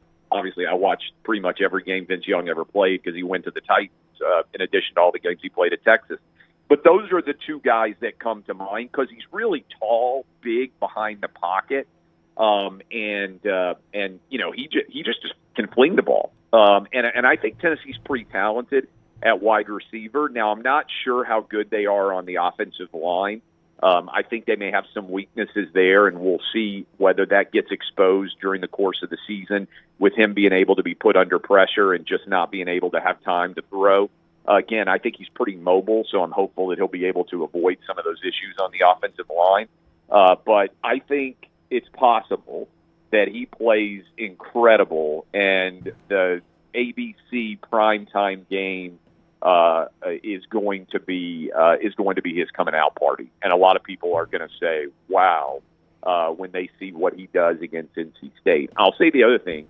I think the one thing that a lot of people aren't prepared for with Tennessee is the defensive line is really pretty good. They got 12 or 13 guys that they can rotate in, unlike anything they've ever had in the Josh Heupel era. So I think Tennessee is going to have the ability to win a variety of games this year. Now, schedule's tough on the road at Oklahoma. Obviously, Alabama, who used to be good at football, but now I feel good about Tennessee winning that game. And you look at Georgia, things like that. But I think Tennessee has a 10-2 chance, and if they get to 10-2, I think they have a real good chance at being one of those 12 playoff teams. And by the way, I got an idea for you guys that I think your audience might like. All right. Third Saturday in October, traditionally Tennessee, Alabama. That's how people define it. What if the Tennessee-Alabama game became a battle for the rights to play Dixieland Delight in the football stadium for a year? Did you say it's your favorite country song of all time, Dixieland Delight? My favorite country song of all time is Dixieland Delight. I think it's the best country. There are probably people out there, again, who are greater experts in country music that would light me up for saying that. That's a great song. When it comes on, I think it's the best country music song of all time. Okay. I mean, it's not as good as I like it, I love it, I want some more of it. Yeah. I think that's actually the battle for Dixieland Delight. And I like it. The winner is the only one they play in their stadium. Yeah. Isn't that a cool idea? I mean, obviously for people out there who are not country music savants like me, you got a Tennessee Saturday night by the band Alabama, so both programs can have a claim on it being their song. Yeah.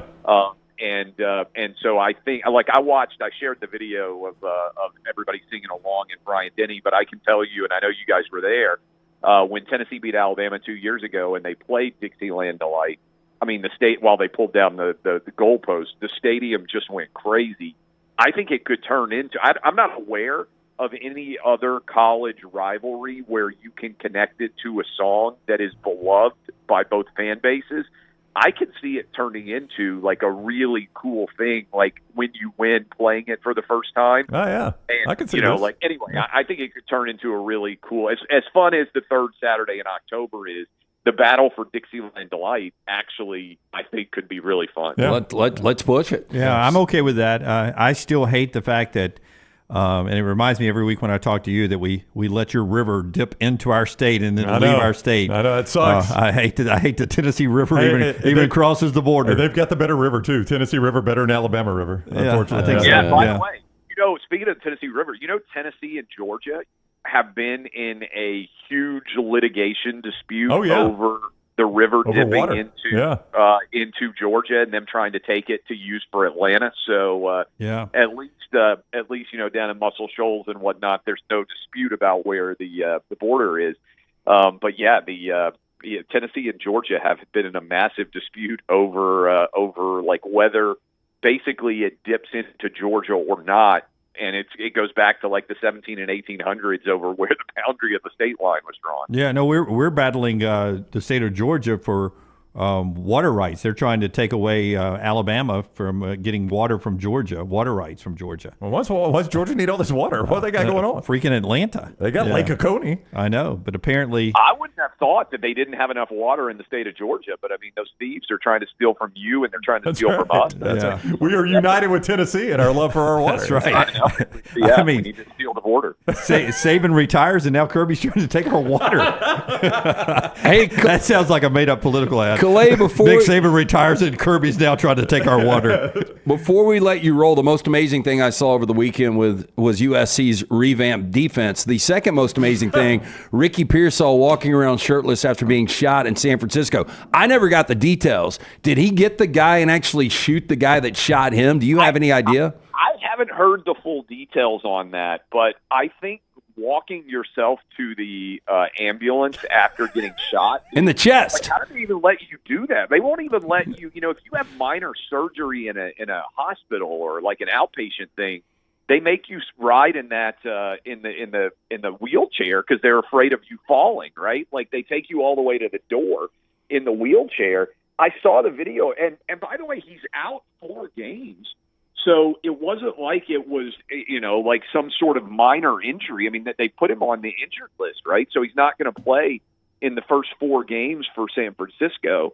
So the fact that he walked himself to the ambulance is one of the most badass things I've ever seen. I mean, imagine if it comes out he took the gun from the guy and shot him. No. Well, that's even crazier. But I mean, and by the way, that was.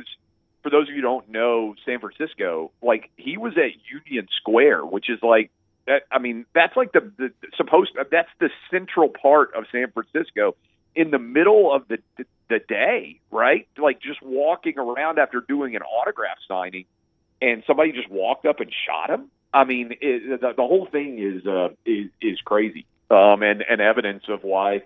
You can't go to San Francisco, I guess, anymore. All right, he is Clay Travis, Fox Outkick at Clay Travis on Twitter. Thank you, Clay. Have a great week. Hey, appreciate you all. Thanks a lot. All right, we'll see you, Clay, with us on the JohnstonRVCenter.com hotline. More reaction to Boston College went over Florida State 28-13 last night, and our upset alert still to come this hour, being brought to you in part by our friends at Inverness Country Club. Hey, whatever your interests are, you can find it at Inverness Country Club. They've got memberships that fit everyone, social, including resort-style pool complex, full-service cabana and bar, live music on Friday night, Sunday brunch, the golf with the beautiful course, currently expanding the driving range.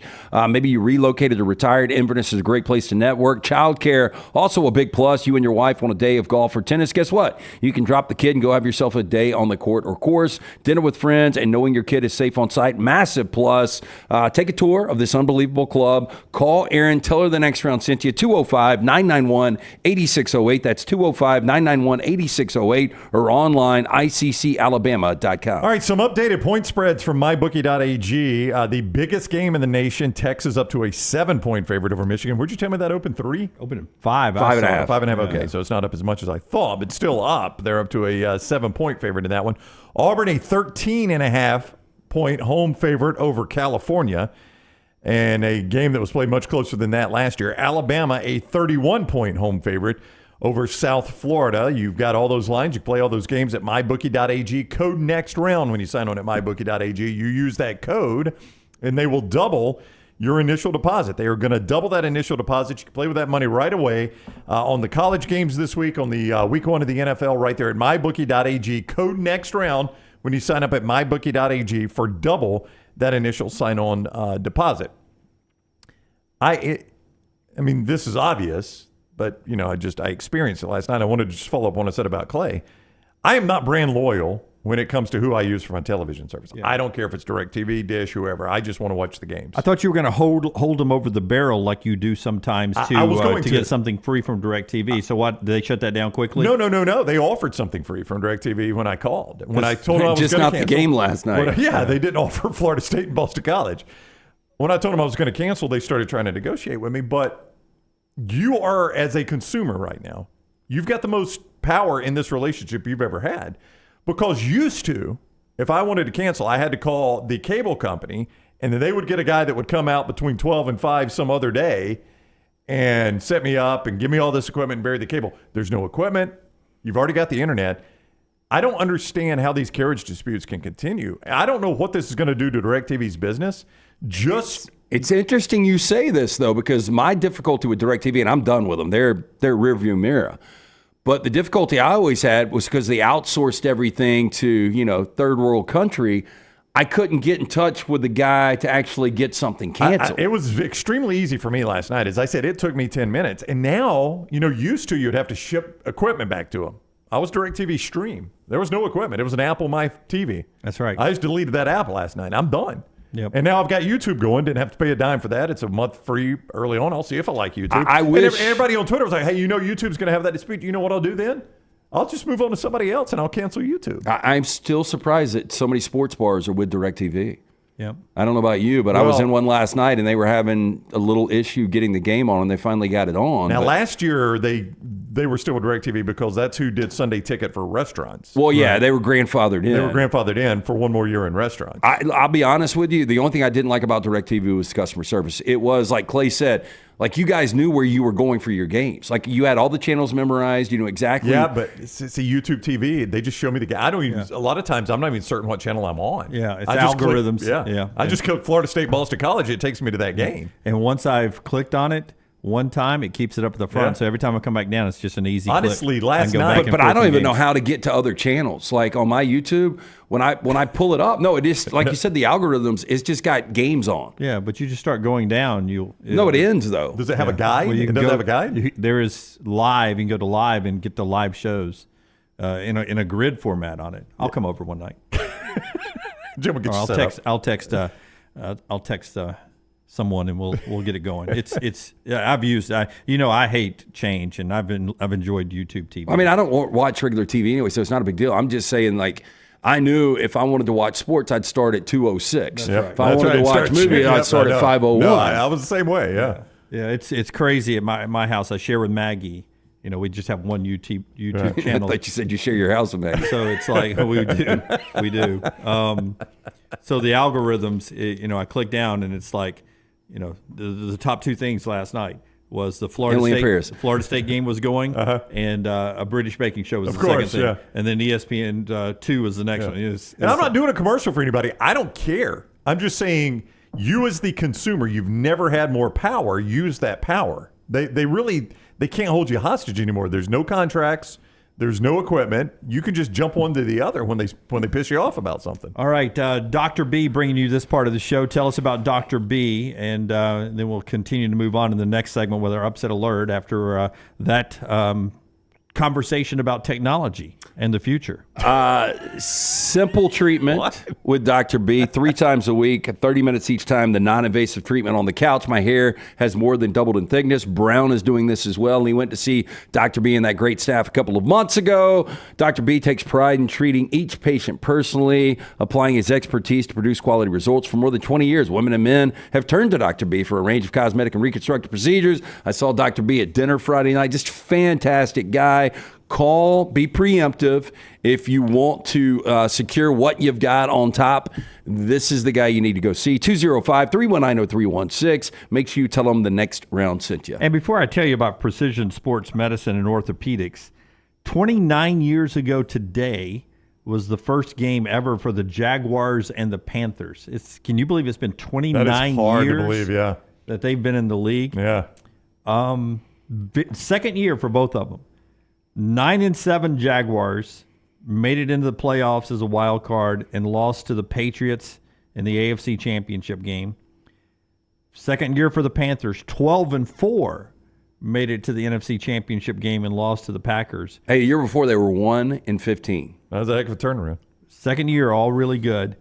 The Panthers have been to 2 Super Bowls, and they still have the 9th worst winning percentage in the league. Yeah, they've had good years. You know, Jake Delhomme took them to a Super Bowl, and then we saw obviously the year they go 15-1 and Cam Newton wins a MVP, they go to the Super Bowl. But winning percentage all time, 9th worst in the league. The Jaguars, several times to the AFC Championship game, 3rd worst winning percentage in the NFL. Who's the worst? Do you have the worst? I don't have the worst or the second worst. I would imagine. I would say Cleveland or Detroit are going to be in the mix. I'm going to say my Buccaneers. It could be one of the two. You know what's so interesting is could be Buccaneers Lions. I have seen a ton of people have the Lions in the Super Bowl this year. Now they were in the NFC Championship game. Were leading that game at halftime. Power rankings. Yeah, it depends. Bucks. It's going to be the Browns, Ross, if they only have the current Browns, the expansion Browns. I don't know what they did with the expansion. Bucks are the all-time worst, so regardless of expansion, 406 win percentage. I mean, we were an expansion team at one time, too. Yeah, I know. Arizona, 422. Oh, sad. Yeah, that's not surprising. But they carry with them the St. Louis Cardinals and the Chicago Cardinals. So. Falcons, 437. They're 28th. This is the year, Scotty. Yeah, turnaround time. All right. I mean, the Buccaneers, worst winning percentage of all time, 2 Super Bowls in the 2000s. Brownie, Miami?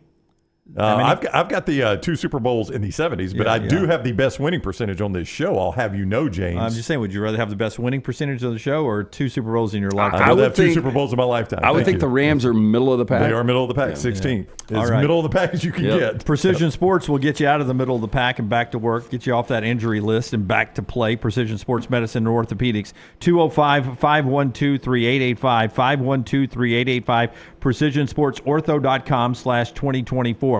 Listen, they'll diagnose your problem, they'll treat your problem, and they'll walk you through the rehab process. You cannot ask for more. Locations in Jasper and Alabaster, Fultondale, all around the Birmingham metro area. For all your tweaks, all your pulls, all your pains, all your breaks, orthopedic care, better together. Find your provider today. 205-512-3885 or visit precisionsportsortho.com/2024. Follow Rockstar on Twitter @RockstarBHM. Hey, let me tell you about our friends at Urology Centers of Alabama. Compassionate and comprehensive urological care with 35 physicians, 17 locations across Alabama. Their patient-centered approach to all of your urological needs. Remember, they've got that new men's health center. It is beautiful, helping men with a wide range of sensitive male issues in a comfortable environment. You can always go online, visit urologycentersalabama.com, schedule an appointment with one of their many urologists today.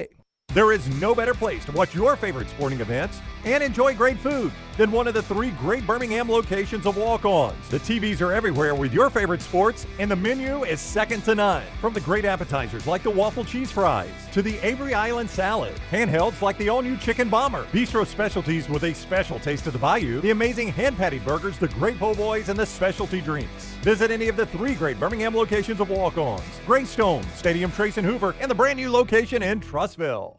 When on YouTube, you constantly hear requests to please like and subscribe. Well, here at Disrupt Media, we aren't going to play that game. Those demands are frankly outdated. So we just want you to hit like or subscribe. It's like a choose-your-own-adventure novel. Pick a path, hit like, or hit subscribe. It's your call. We don't care which, just pick one. Or go to Roll Tide Pods and do it. Or War Damn Pods. Or the Disrupt Media YouTube channel. Or the Meltdown. Just make a decision and stick with it. Like or subscribe, the choice is yours.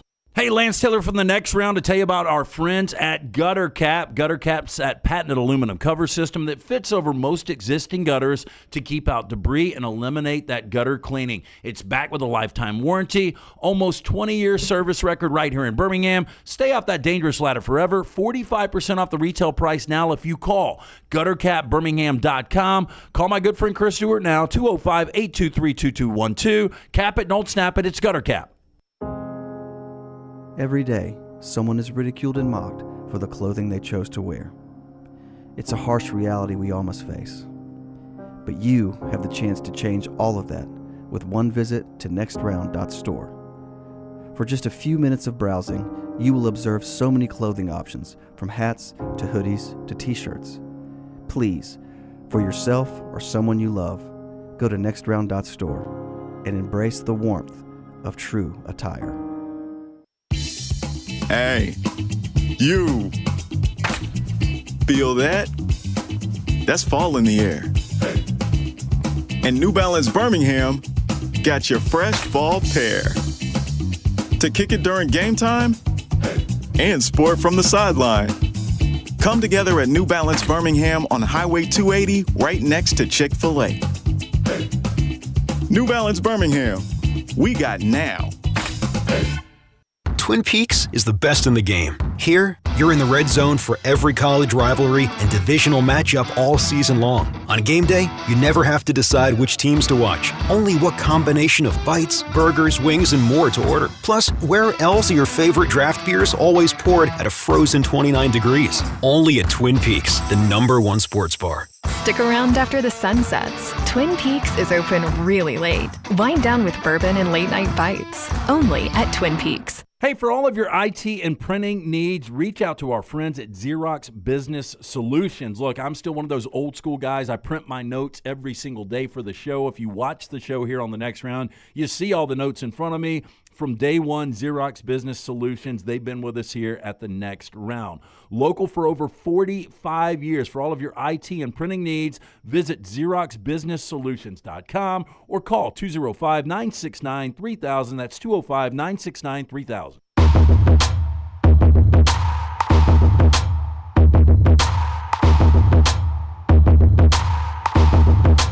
Upset alert in just a second. Brought to you by our friends at Michelson Laser Vision today. Arizona this past week, I don't know how to say his first name. McMillan, the wide receiver. T-Mac. What is it? They go T-Mac. T-Mac. That's the easiest way to do it. 6'5" receiver for Arizona. 10 catches, 304 yards. People are saying that he's going to play himself into a top 5 draft pick in the NFL next year. Tetohoryu, I think is it? Yeah, Okay. T-Mac. Anyway, this kid is a former volleyball player.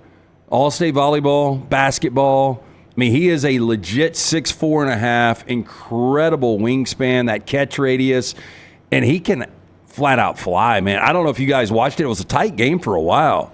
And then Fafita to T-Mac broke everything open. Yeah. I mean, 10 catches, 304. What a way to get going for an unbelievable season there. We'll get to the more reaction on BC and Florida State a little bit later on. If you're wondering whether or not game day would still go to like big noon kickoffs now that they've got the SEC, maybe they don't have to do that. They are. They're in Ann Arbor this week. Texas, Michigan. That's an 11 a.m. kick on Fox, but game day, Saban and Reese and the guys are going up to Ann Arbor. And then Nick will turn around at 11 and fly to Tuscaloosa for the Nick Saban Field dedication. That's right, for the night game. I mean, it was easy enough to get to last week. So yeah, I would expect if you want to see some of the Nick Saban Field dedication, I would be at the Walk of Champions. Okay. Because they'll have signage outside the stadium. It says Saban Field, where you walk in, the players walk in that tunnel that they have put there under his regime. And that I would imagine that'll be where I have not seen official layouts, but I think that's the first place he'll be honored, and then to get on the field at halftime would probably be a good way to do it as well. Were you guys surprised he was at the Western Kentucky game? a little bit, yeah. I didn't know that. I didn't know. Again, I've never known what his retirement would look like. He's had far more fun on game day and doing these commercials than I ever thought he would. Yep.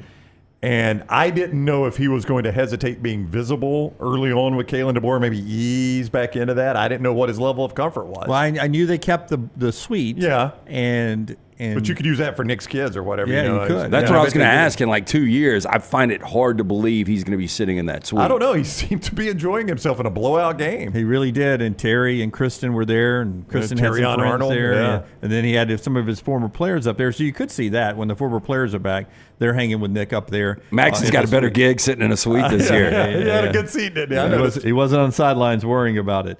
All right. It's time for our upset alert. It is brought to you by the way, Forrester, with a little added juice to our upset alert start here, so pay attention. Upset alert brought to you by our friends at Michelson. Tell us about Michelson before Rockstar hits the button. 205-969-8100, the number that I called more than 2 decades ago.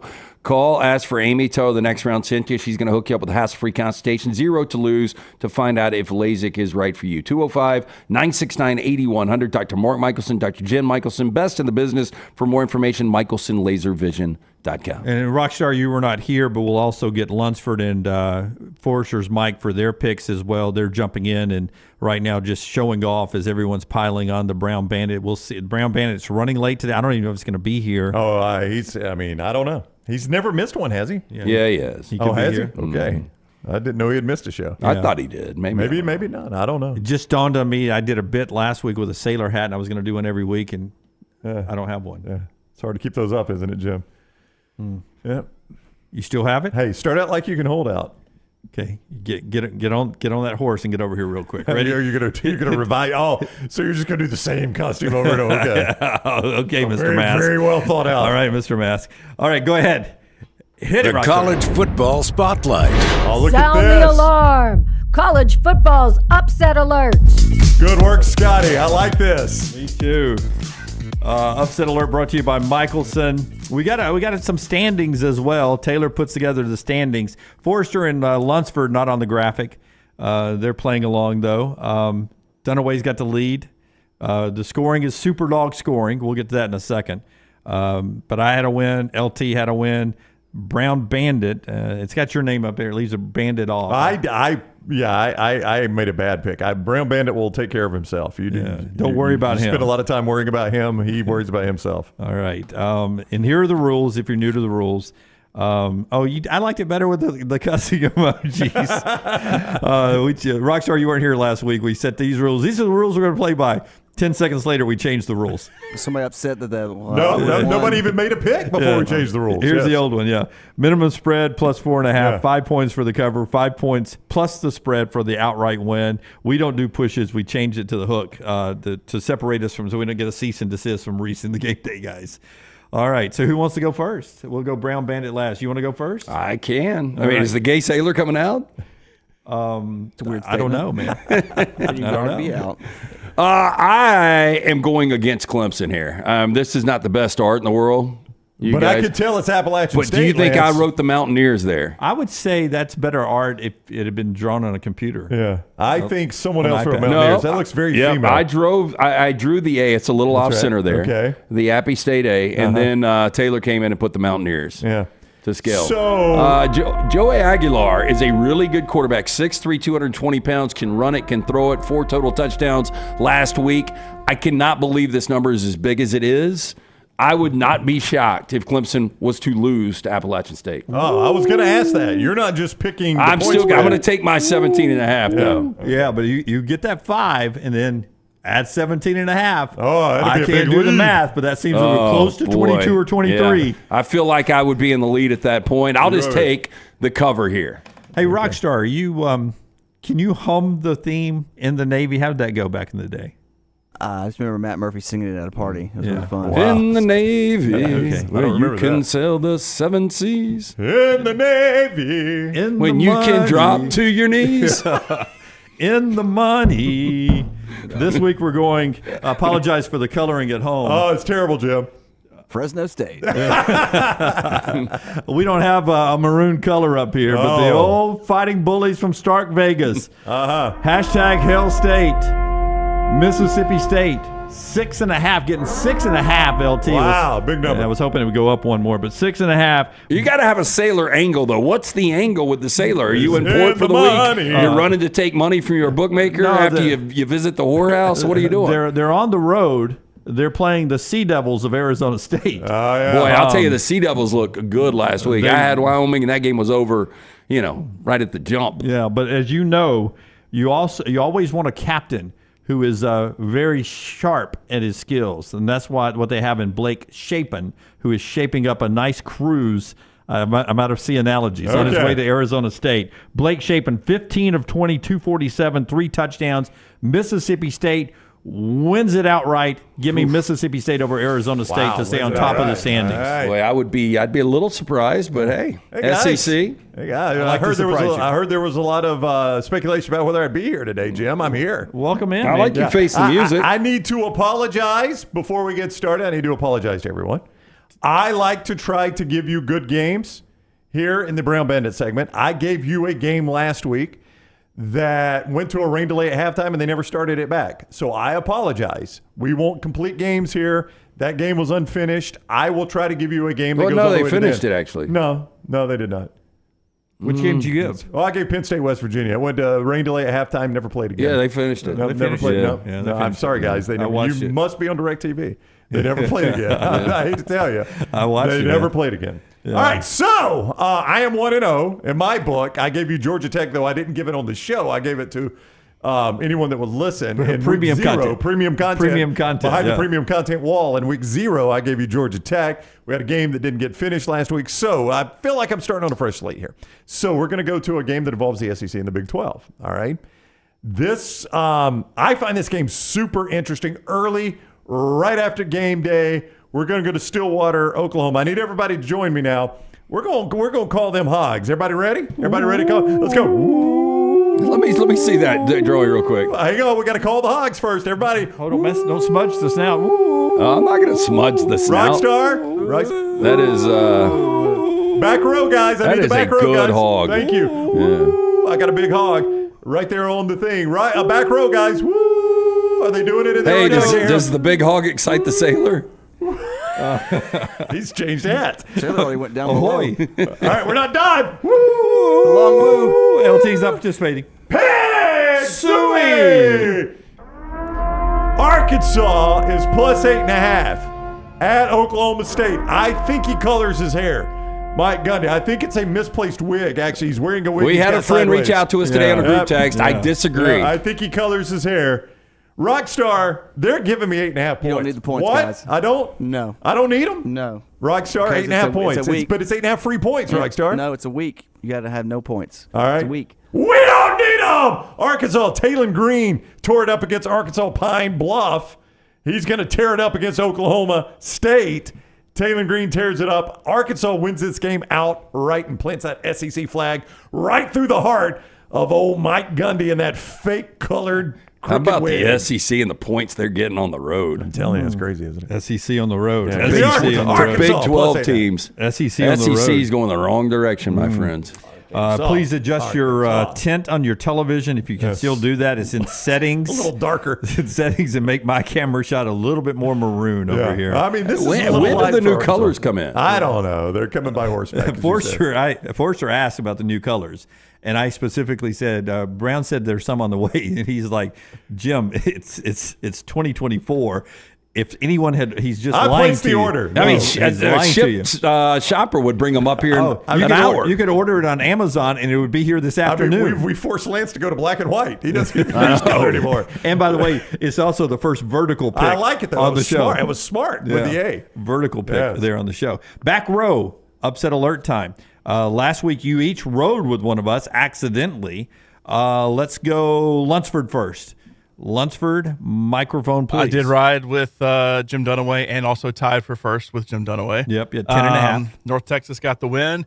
I hate myself this week because for some reason, I do think Colorado will pull it out at Nebraska plus 7.5. Oh, bad for friend of the show, Matt Rule. Boy, that would be a bad loss. Don't do that to friend of the show, Matt Rule. Lunceford. Can you see Prime on the podium afterwards? Oh, God. I told y'all. Because they struggled week one. Everybody's like, oh, Colorado's already dead after almost losing to North Dakota State. They go to Nebraska, and they end up winning. Yeah. And you're going to hear it all week from Prime. It's going to be annoying, but it's going to be great content. Good quarterbato matchup in that game, though. I am excited about that. Primetime NBC. Dylan I'm trying to figure out what is on y'all's big. Is it Tennessee, NC State, or is it Colorado, Nebraska? It's got to be one of the two. I'll start with Colorado, Nebraska.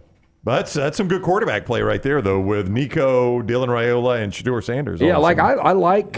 We've got a couple of decent games at 11 o'clock. Yeah. If you saw the update to the new list, I gave you TV1, TV2, TV3, my choice down at the bottom. Oh, I didn't know that. Yeah, on the front, color-wise.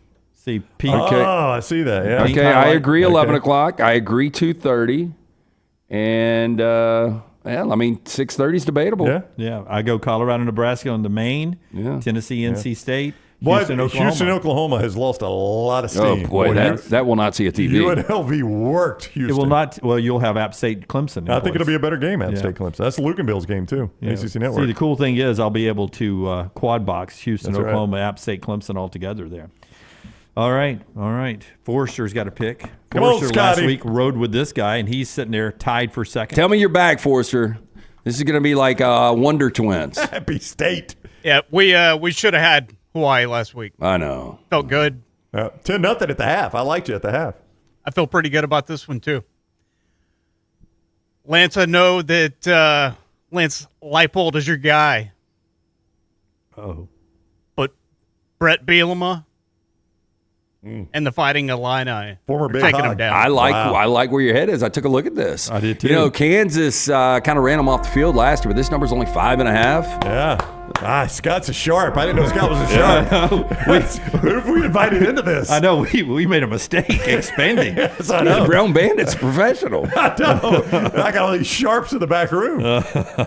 Got a sailor now. What has happened here? If you want their plays, you go to backroom.com and get their plays, backroom.com. Don't say backroom. Don't say, dang, I've done it already. Mine really is the generic, what you used to see in the grocery store, just where it said beer or cornflakes. Yeah. I've just got the A. Look, we don't have any gold up here. I We know, never have had any on it. gold. We're working on the delivery. There's nothing I can really do with it. Truck's supposed to show Thursday. Yeah. If you want Lance's play, lanceslock.com, lanceslock.com, brought to you by our wonderful friends at Hemp Hill. Yeah, so we split last night. We had the Guardians and we had Florida State. We had a 5-star on the Guardians. We had a 10-star on Florida State. It's had a losing night, but we bounce back tonight. We've got 2 plays in Major League Baseball. We are getting ready for the NFL. I talked about it, and I think we should get back into this. I think this is the best primetime lineup we've ever seen in 1 week in NFL history. But jump on board, win with us at lanceslock.com. Always brought to you by our friends at Hemp Hill Services, 205-229-2090. Whether you experience plumbing, heating, or cooling issues in your home or business, they are ready to serve you. Hard to stop a train. Call Adam, Chad, Andrew, the guys there, 205-229-2090 or hemphillservices.com. Morgan says he likes Tulane plus 9.5. Took a look at it. Kansas State. I do not buy that one. I did look at that one as well, but I think Tulane's good. I don't think they are. Wow. Okay. Yeah. Why did they not start Tyler Shuck? Did we ever figure that out? I'm sorry, Ty Thompson. Yep.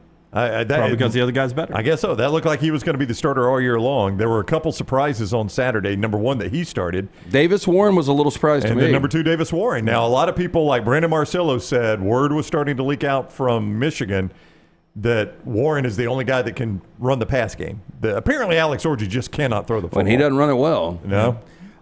Better than Orji, apparently. Lunceford, I was going to go Sam Houston State. 1, because we have orange. 2, because I can draw the logo really well. And 3, I think they will definitely cover against UCF this weekend. But I don't think they can win the game and get me the bonus points. So I went with someone that I think can win the game outright and double up the points. It's so easy just to pick plus the points. But you got to have a live dog. Yeah. Is that what you're trying every week? I think the Brown Bandit swings for the fences. I think that Jim has copied the Brown Bandit now. Jim used to be like it was 3.5. I found one that was 4. Now you're just swinging for the fences. Yeah, well. But that's the way to play this game. Yeah, I miss the old Dunaway, shooting from the hip, like really, really just going with your gut. I don't know. You seem to like the Sailor a lot. Actually, I don't. Okay, I think the Sailor's really weird. Now, you're talking about trying to be Brown and come up with some kind of character. You at least got to come up with the character, though. Yeah. It was spoof. Yeah. I know, but you got to have a name for the Sailor. Rockstar, I'm doing a different hat every week. Rockstar, the mybookie.ag chat room. You tell me if this is a good nickname. Last week when Dunaway, you were gone, Dunaway debuted the Sailor cap. The mybookie.ag chat room started calling him Jimmy Seaman. Good name. Yeah. They were pronouncing it different. Jimmy Seaman. Is he full of himself? Yeah. Hey, wait till he hits a big underdog. I did last week. Yes. Yeah. And we'll have some fun here now with Florida State Twitter last night. Okay. I don't know. I don't care who you want to put up first, whether it's Reddit, whether it's a tweet, whatever. You choose, Forrester. Just spin the wheel. We'll react to it. Florida State in the barrel last night. Old reference to when everyone's picking on you, in the barrel. From Brett McMurphy. Breaking news.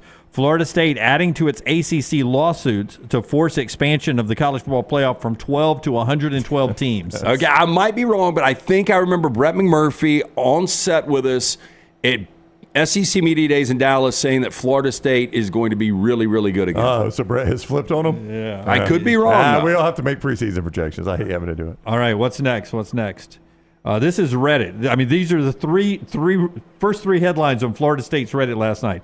Florida State should hire Jimbo Fisher. Reaction? That's a joke, obviously. Yeah. Second one, can Miami sue Florida State for failing to live up to its contractual obligations? I love it. Yep. Florida State fans can't wait for DJ Uiagalelei to go pro in something other than sports. If you see those NCAA commercials, that is hilarious, by the way. That is really good. That is hilarious. Yeah. By the way, fact, this also from Brett McMurphy. Currently, right now, teams in the ACC that are suing the ACC are 0-3. That's true. Some will call that karma. Yeah. Clemson and Florida State are 0-3 doing that. Ranked teams versus unranked teams are 18-2 right now. The two are? The two losses are Florida State. Yeah. All that from Twitter last night. Do we have another one? Here we go. What we got? Denton. The fall off from Jordan Travis to DJU is the biggest fall off in college football since the fall off from Trevor Lawrence to DJU. I thought that was hilarious. That's really good. When I said that to Forrester there. That's hilarious. It sucks for DJU because I really don't know what the future is for that kid. But for Mike Norvell, everybody can feel sorry for him and he's sulking and all this stuff. But I don't know what the buyout is, but remember, he just got an $80 million contract. Yeah, he had all the power, so I'm sure the buyout is quite beneficial. And it's not like Florida State's just got money laying around, right? They're having to fund this lawsuit, and they're looking at a real possibility, if this lawsuit is feasible, having to pay something to get out of the conference contract. The NFL things can change on a dime, but it is shocking that Florida State is in this situation based on where they were last year, and everybody thought he had built this up. Yeah. I agree, especially when you're starting with Georgia Tech and Boston College. It's not like they started with Georgia and USC. That's right. I mean, at least Clemson was playing Georgia. Yeah, I mean, you started with Georgia Tech and Boston College in year 1-2. Hey, Forrester, I forget. Is that all that I sent? Okay, there we go. When we come back, the AP poll will be out. Florida State obviously will not be ranked, and I don't think they'll even get a vote from anybody. Nobody's going to put them in their top 25, so they'll go from top 10, not only to unranked, but 0 votes, which is a rarity. Well, we found that team real quick. It happens every year. We found them in a hurry. Let's see if they can stay out of that top that ranking. By the way, if you're an Alabama fan or a Wisconsin fan living in Alabama, we've got an opportunity for you here. If you're ready for that big showdown coming up September 14th in Week 3, Total Sports Travel has you covered. This is the folks that Little T and I went to the Final Four with. Fantastic service. From nonstop charter flights from Birmingham to weekend stays at the Hilton Milwaukee City, they've got it all for you. Choose from their air-inclusive, hotel-only, or air-only packages that they have set up for you. And they handle everything for you guys. It is so easy to do. Total Sports Travel has it tailored to your needs. Don't miss out on this ultimate Alabama football experience, maybe the only time they ever play up in Madison. Visit TotalSportsTravel.com, TotalSportsTravel.com for the pricing details. TotalSportsTravel.com to see Alabama and Wisconsin play. Let Total Sports Travel handle your game day adventure. Don't delay. Book your stay today. TotalSportsTravel.com or call 877-371-0144. TotalSportsTravel.com there. All right, when we come back, the new AP poll, some reaction there, and a lot more right here on TNR. Follow Scott Forrester on Twitter @ScottForesterTV. Are you tired of buying your CPAP mask and supplies online only to be disappointed? It's time to visit CPAP Plus, your locally owned and operated CPAP shop that prides itself on personal service. Come see what you're buying at CPAP Plus with 3 convenient locations in Pelham, Highway 280, and now open in Trustful. Drop by for a free CPAP checkup and free filters, no appointment needed. Plus, sign up for their giveaway for a chance to win a free travel CPAP machine. Just Google CPAP Plus or visit any of those 3 locations. This hour of The Next Round is presented by the Birmingham Racecourse Casino, now featuring 7 days of giveaways with your chance to win a share of up to $125,000. The more you visit the Birmingham Racecourse Casino, the more chances you have to win. Stop by the New York Butcher Shop and pick up the finest in certified Angus prime beef steaks and burgers, premium pork chops, ribs, and all-natural chicken cut to order just for you. Their chef-prepared entrees and side dishes are the perfect dinner-to-go choice for your family and are ready to heat at home. With a great selection of fine wines and desserts, the New York Butcher Shop is your one-stop dinner shop. 2 locations to serve you, Cahaba Heights and on Highway 119 in Greystone. The New York Butcher Shop, rare quality, well-done service. If renting is putting a dent in your bank account, here's your sign from the universe that it's time to buy a new home. And who better to help you through the ins and outs of home buying than our friends at Mortgage Right. With Mortgage Right, you don't have to worry about becoming a short-notice mortgage expert because they do all the heavy lifting for you. They're trusted mortgage professionals, and they'll help you choose the right mortgage option and stand by your side every step of the way. Visit mortgageright.com/TNR to buy before renting runs you dry. That's mortgageright.com/TNR. NMLS 2239, Equal Housing Lender. Follow Next Round Live on Twitter, Instagram, Facebook, and YouTube. The social media team at Next Round Live is dedicated to giving you daily news conferences and practice video from UAB, Alabama, Auburn, and around college football. Follow and compare to the sites you used to visit. You'll also get the latest highlights and news from the Next Round Daily Show. Turn on the notifications so you don't miss a thing. Next Round Live on Twitter, Instagram, Facebook, and YouTube. See more at nextroundlive.com. For a great experience in golf, go to Bent Brook, just off I-459 in the Birmingham area. You've got 27 holes where you can play your 18 holes 6 different ways. Open 7 days a week with 5 sets of tees that makes golf enjoyable for any level golfer. You get complimentary GPS on every golf cart, and the AU Victory bent grass greens play as pure as any in the area. Bent Brook continues to improve with upgraded greens and redesigned holes. Book that next tee time right now. BentBrook.com. BentBrook.com. Hey, you feel that? That's fall in the air. And New Balance Birmingham got your fresh fall pair to kick it during game time and sport from the sideline. Come together at New Balance Birmingham on Highway 280 right next to Chick-fil-A. New Balance Birmingham, we got now. Twin Peaks is the best in the game. Here, you're in the red zone for every college rivalry and divisional matchup all season long. I mean, where else are the scenic views as good as your view of the game? Only at Twin Peaks, the #1 sports bar. Every day, someone is ridiculed and mocked for the clothing they chose to wear. It's a harsh reality we all must face. But you have the chance to change all of that with one visit to nextround.store. For just a few minutes of browsing, you will observe so many clothing options, from hats to hoodies to t-shirts. Please, for yourself or someone you love, go to nextround.store and embrace the warmth of true attire. Jim Dunaway, Lance Taylor, Ryan Brown, and Rockstar. Live from the Birmingham Racecourse Casino Studios, The Next Round, presented by Bud Light, is on now. All right, NFL fantasy drafts going on all over the place. You know, the Korn family, little T's family, so big, they have their own family fantasy league between the Michigan folks and the Arizona folks and the folks down here. She and her dad were telling me their draft was this past weekend. So you and I are in one tonight. Brown's not in the league. I think Little T's in it. Lunceford and Forrester are in it with some of our listeners. We're gonna be hosting a few of our listeners up here tonight, right? Yeah, I think there's 14 of us. I think Lunceford told me that earlier. Trying to. How long do you think a fantasy draft takes? Shouldn't take any more than a couple of hours, right? I mean, take a little bit. I think the Josh who's running it, Josh and Lunceford, I think he says he sets it at 1 minute a pick, so probably 2 hours. If people tops. are paying attention, a fantasy draft shouldn't take any more than a couple of hours. 2 hours. How many rounds do we go? And are we going to do it live? Do we have any idea?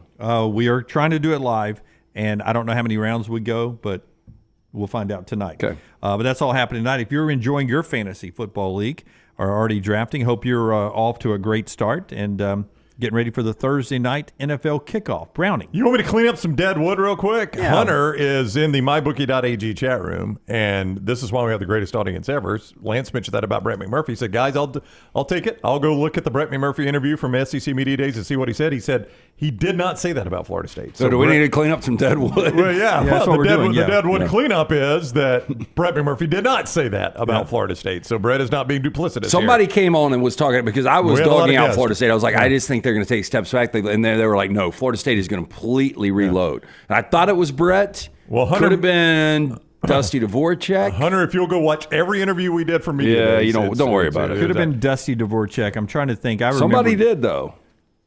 Was it Roman? I don't think it was Roman. I have no idea.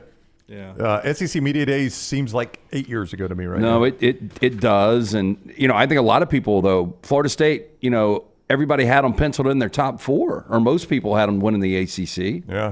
That's Deadwood Cleanup presented by Grace. Yeah, family owned and operated for over 25 years right here in Birmingham. Had the guys from Grace come out. John Mark and the guys came out about a month ago, extracted 4 trees from my property. Look, hurricane season is supposed to be the worst in years. Don't wait to get your tree work done. Protect your house and family today. Call 205-281-6100. You can scan that QR code right there or visit graystree.com. Trusted by nearly every golf course in town. At the Birmingham Zoo, no competition. Experts in high-risk tree removals, pruning, and more. Again, 205-281-6100, and tell them the next round sent you. Okay, AP poll out in a moment, and we will get into that in just a second. I did want to touch on a couple of more college football stuff. You guys were talking like the SEC had a bad weekend. They did. This past weekend. Awful weekend. Yeah. Well, I mean, awful. The ACC was the awful weekend. Yeah, ACC was so but above the ACC. Maybe you want to put the SEC there. Maybe you want to put the Big 12 there. But of the 4 conferences, the 4 Power 5 conferences, the ACC was the bottom. The Big 10 was the best. The Big 10, by the way, 17-1 opening weekend. That included USC over LSU and Penn State over West Virginia, a couple of high-profile games. Their only loss was a missed field goal. Minnesota losing to North Carolina, where Minnesota should have won that football game there with that kick at the end. That's a pretty good weekend from the Big Ten. So I think you've got your alpha and your omega there, and then the SEC falls somewhere in between. Now, I would say, though, with a little bit of an asterisk on the Big Ten, while that was a good weekend win-loss-wise, Michigan did not look good. I think if you thought Michigan was going to be good, you've got to reevaluate it right now. I'm going to say it was just a hiccup for Oregon. I still think Oregon's going to be pretty good, but that was not a good performance by them. And it's hard to say 52-6 Ohio State over Akron is not a good performance, but, I just thought that there was, some inconsistencies there. I still don't think Ohio State or Oregon is going to have any problems at all. The only thing I would say about the SEC, the whole, it's hard to get a gauge on the power teams, but the meaningful games, the SEC swung and missed. Yeah. But it was 1 versus 14 with Georgia. They're the dominant number 1 team in the country, and they're in the SEC, and they had a high-profile game, and they blitzed that team. They did not miss. I know, but they were a 2-touchdown favorite. But Florida gets run out of their own I'm just talking about numbers that were like under a touchdown, with Power 4. You don't have to get so beat up about the SEC. No. I'm just having a conversation, here on the show. The teams that we were talking about are not at the top. Texas with Colorado State did everything that you're supposed to do with Colorado State. That is correct. Alabama, who's the next team in the rankings from the SEC, did exactly what you're supposed to do with Western Kentucky. Ole Miss, next team in the ranking. Boom, did everything they they're didn't play supposed anybody. to do. Yeah.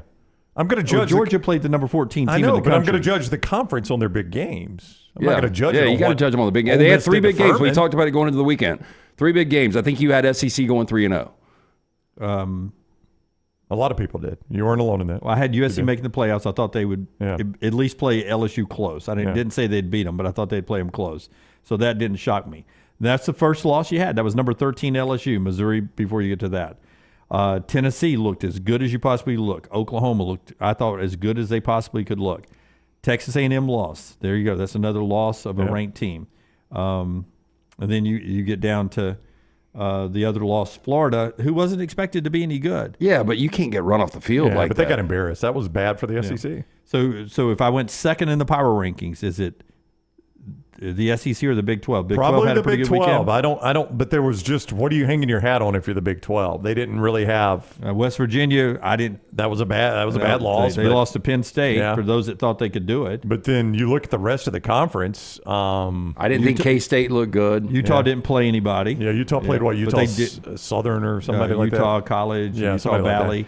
Southern Utah. You know, Oklahoma State beat what is a good that was an FCS impressive team. win. That was probably the most impressive Big 12 win. Texas Tech almost lost to Abilene Christian, but they did win in overtime. 52-51 and Abilene Christian going for 2. Yeah, I know. I give the guy credit for doing that, right? And Lance is right. Kansas State didn't blow you away. Avery Johnson was just so-so. Arizona looked really good. Arizona State looked really good. In fact, you guys mentioned the Arizona player. It's funny y'all brought T-Mac up. He's just been named the Associated Press Player of the Week. That's really not a surprise. Football. I mean, that's how good that kid was. Ashton Genty hates it, but...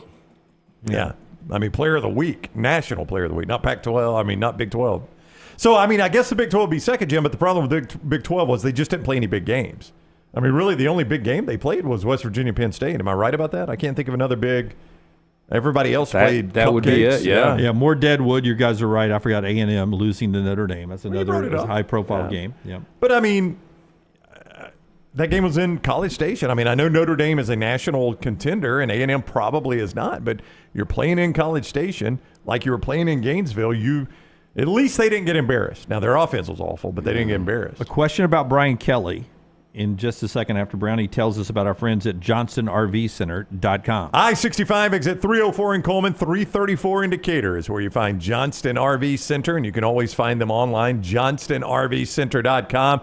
Listen, fall just around the corner. You might feel those cooler temperatures. Well, they got great deals for you in the fall as well.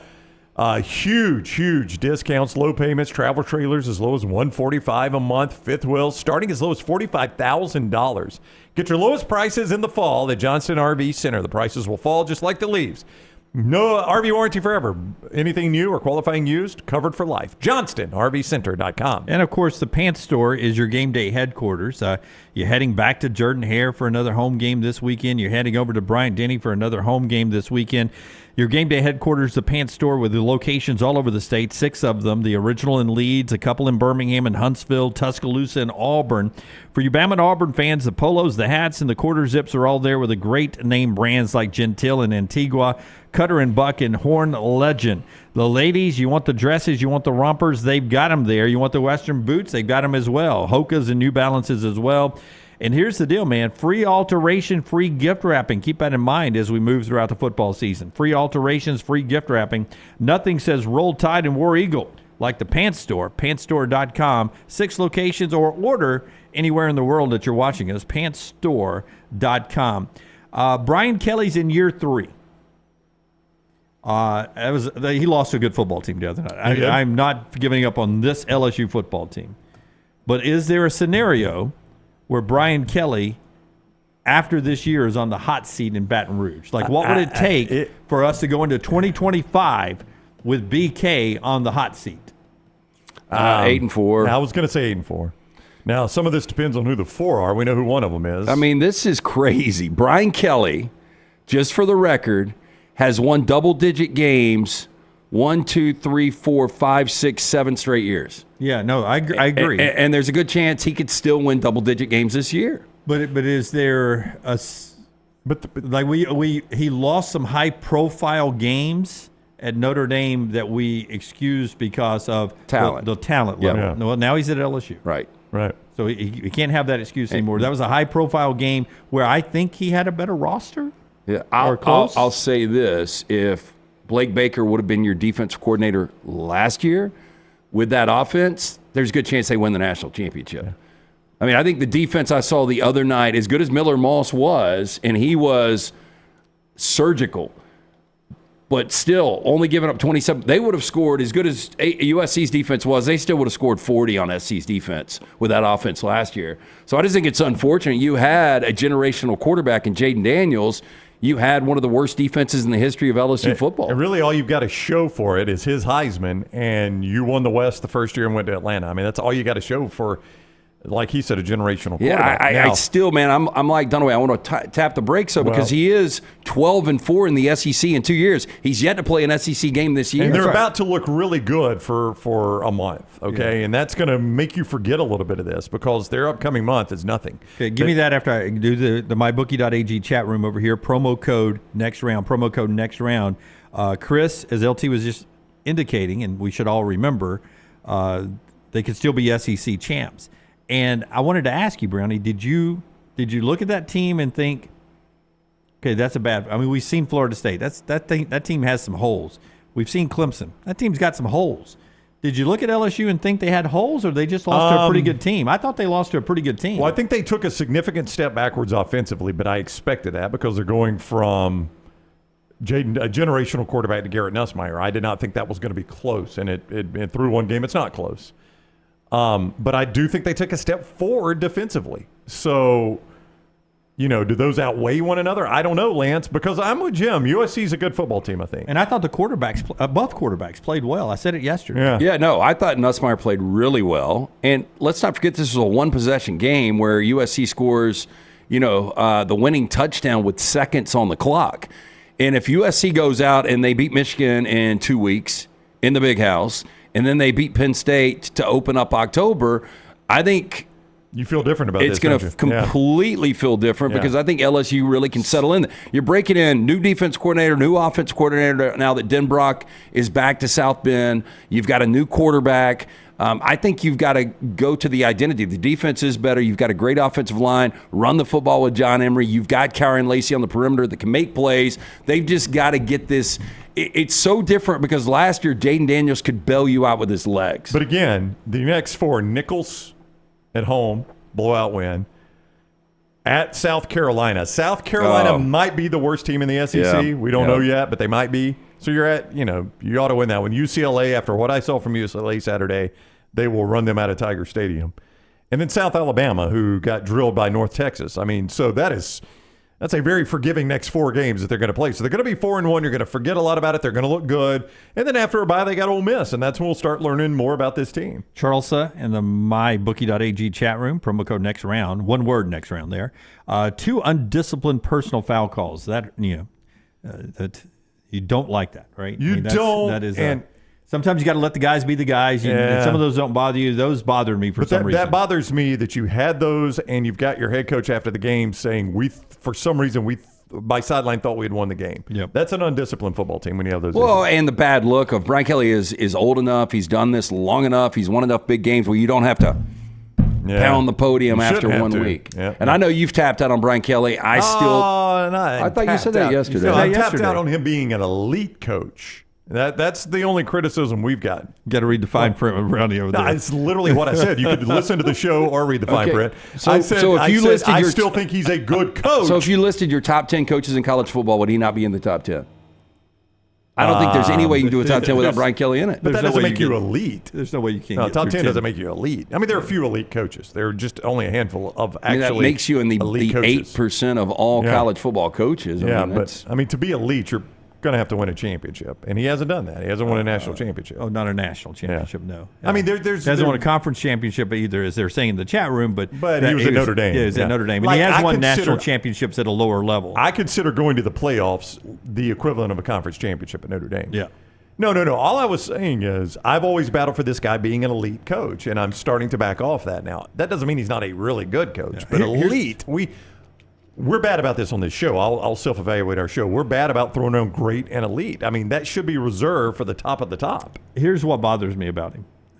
By the way, this hour brought to you by our friends at Champy's. Elite. Champy's World famous fried chicken. That is elite. It's no elite. doubt. Champy'sChicken.com, Highway 119 in Alabaster. Can't beat Sterling and the crew down there. Megan and Sterling, one of them's always there. Go by and say hi to them. Sterling brines that chicken overnight. This guy's a magician in the kitchen, man. He just makes everything taste better. You think it's fried chicken, Jim. I understand what fried chicken tastes like. Until you go, I don't think you do. Brined overnight, cooked to order. It's not under some heat lamp back there. It is cooked to order. Those Mississippi Delta recipe tamales, elite, Morgan. You're right, elite. Great sides. And the dessert menu that's to die for as well. Champy's Chicken, Highway 119 in Alabaster.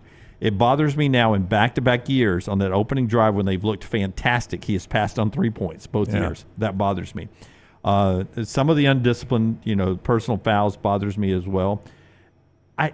He has maybe the best offensive line in the country. Why he did not lean into the run game more the other night. He said it before the game. I know. Yeah, why like he the didn't easiest lean way to into it. break in a new quarterback and the easiest way to break in a new offensive coordinator is to lean on our strength, which is our offensive line. Yeah. And John Emery averaged over 6 yards a carry. He only had 10 touches. Now, again, I don't want to take anything away from Nussmeier because Nussmeier played really, really well. But I look at the schedule. I think they still win 10 games. I really do.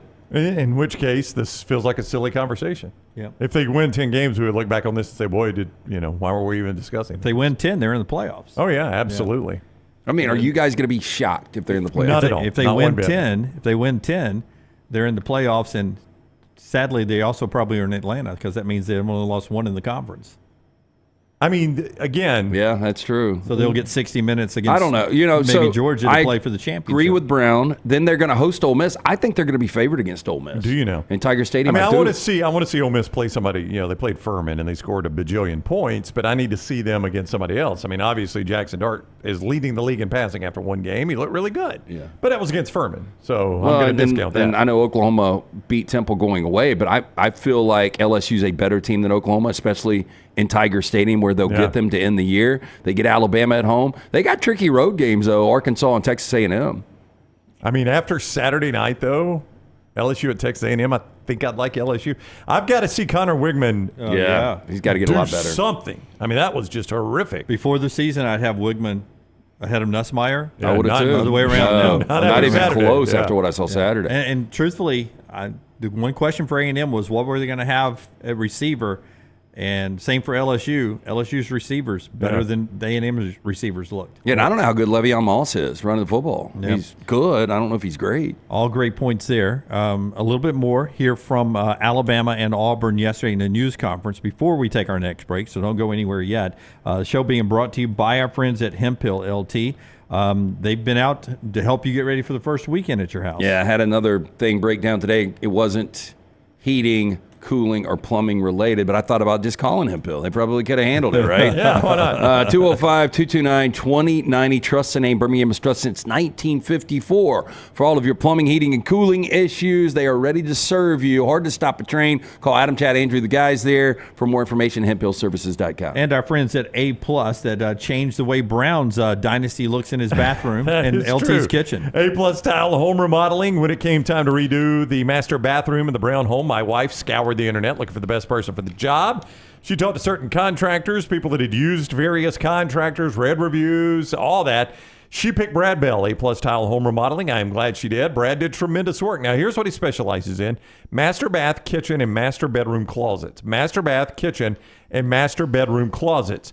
And that is big for you because you can get your money back when you go to sell your house. When those rooms really, really pop, it just jumps out when people come look at your home. So let Brad do that work. He'll do anything, but that's what he specializes in. 205-422-1758. That's Brad's number. Shoot him a text. Call him. Get him to come look at your place. 205-422-1758. Brad Bell, A+ Tile Home Remodeling. By the way, it says I should always remember this on Tuesdays after Labor Day. The AP poll a little delayed as they're getting votes in.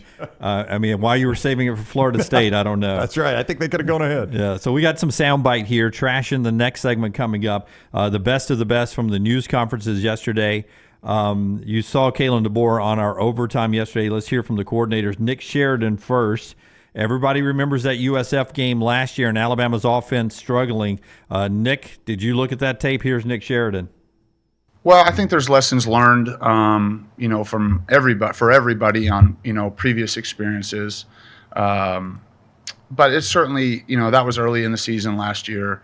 This is a new group of players. They have a new group, of players of their own. And so, similar coaches, obviously, for them, so I'm sure they'll be watching the film on things that they felt, versus certain people that maybe they had success with. And we're evaluating that. But there was a lot of film after that game as well for us to digest and try to, predict how we think that they're going to try to play us. And so I think you take it all into account. But you also know that every game is a new game. Every season's a new season. And so, what has happened in the past has no impact on what will happen Saturday. It'll be ultimately about the team that plays the best. And so that's what we're really focused on. 31 makes it seem like the folks that put the betting lines out there, they don't think it's going to look anything like last year's game. Yeah, and I'm a little surprised that number's that big. I thought it would come 25.5. I think it opened at 25.5, and it is ballooned all the way up. Alabama was vanilla, and they still dominated Western Kentucky. I think they're going to be somewhat vanilla again against South Florida. More difficult games coming up this month. Imagine that guy Saturday. He's was not. I'm not going to say not supposed to be the offensive coordinator, but it was not in the original plan, obviously, that he was going to be offensive coordinator. Gets that gig, big moment. I mean, right? You're offensive coordinator for the University of Alabama. That's a huge job. It's a big moment. To be calling plays like that. Your very first game, you've worked all offseason, your very first game, somebody taps you on the shoulder in the pregame and says, hey, Payton Proctor just got hurt in pregame warmups. He's out. Oh, no. My left tackle's out. Okay. Hey, if anything else changes, will you talk to him in the headset? I'm going to head on upstairs to call the plays, and he goes upstairs, and they're like, hey, Nick, we're going to need you to come downstairs. We can't use our headsets for the first possession. Yeah. I mean, what a crappy I'm new to the stadium. Is there an elevator? What a crappy way for you. I mean, you've got a million things to think about. You lose your left tackle at pregame warmups, and then all of a sudden I'm upstairs. I got to get downstairs as quick as I can to call the first series. I mean, that had to be pretty crazy. Well, yesterday on Unlocked, Brock Heward brought up Ryan Grubb again. And he's like, I just don't think Alabama fans, and I'm paraphrasing here, realize how big of a loss that could be. Because Ryan Grubb, NFL insiders are talking about Ryan Grubb and how innovative he is and how he is going to change the landscape of the NFL. I'll believe that when I see it. In Seattle with Geno Smith. But he said there's a lot of people that believe that, and Ryan Grubb is that good. Now, I mean, by all accounts, I give Nick Sheridan an A+ in his first game in college. I mean, you look good considering all those things I just said. I hope Kalen DeBoer has his concepts trademarked, so if Grubb is changing the NFL, Kalen DeBoer gets some of the money. He gets a paycheck. Yeah, you just don't want Kalen DeBoer going to the NFL. Yeah, Kane Womack, the defensive coordinator. The defense was good. It was my takeaway talking point. I enjoyed watching his defense, and he wanted more. Here's Kane. I thought, the two takeaways early were positive, but I did not think we capitalized on takeaways as a defense. I thought we had opportunities to score on defense multiple times, and we did not make the most of those opportunities. We also had opportunities in the backfield. Sacks are great, but sack-caused fumbles are way better, right, to get the ball back for our offense right there on the spot. So those are things that the guys have really been challenged. I did not think we met the standard of what we're capable of as a defense there. And so I hope to see a response in our players just in terms of their intentionality to take the ball away.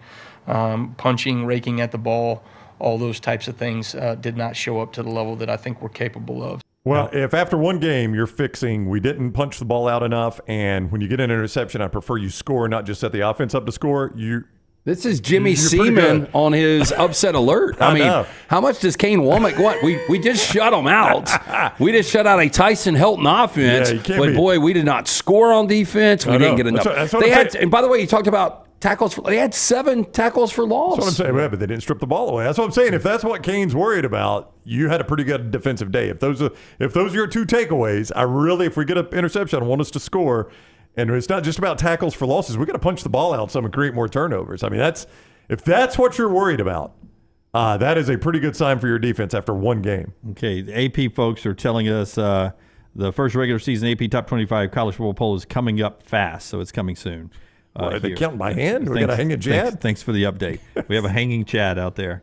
Do you think some people had voted for Florida State? Yeah, and they're calling people right now. Come on, you got to redo your poll. Yeah, we're calling people. You know they played last night. Down at I Auburn. know you're a DirecTV customer, didn't see it. Down at Auburn, cut number 3, Rockstar. This is Hugh Freeze.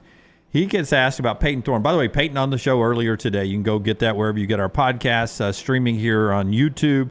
Also, you'll get some cut-ups from Taylor and Forrester and the gang, both on Twitter and on Instagram, and always the audio version on Spotify and Apple. Here's Hugh talking about why he is hard on Payton Thorne.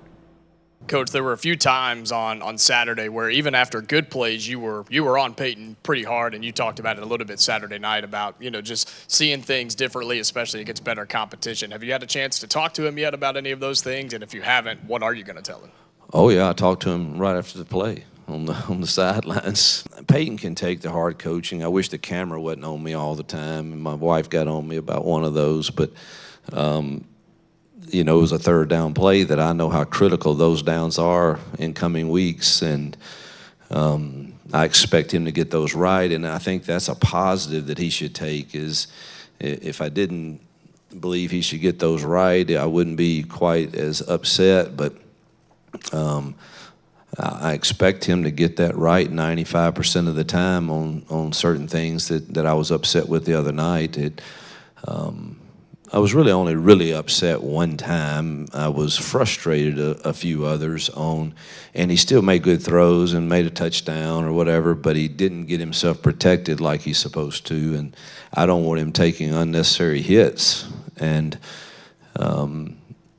I've made it clear I believe in him, and with that, though, comes the expectation that if I know we have thoroughly discussed something, then the expectation is you get that right.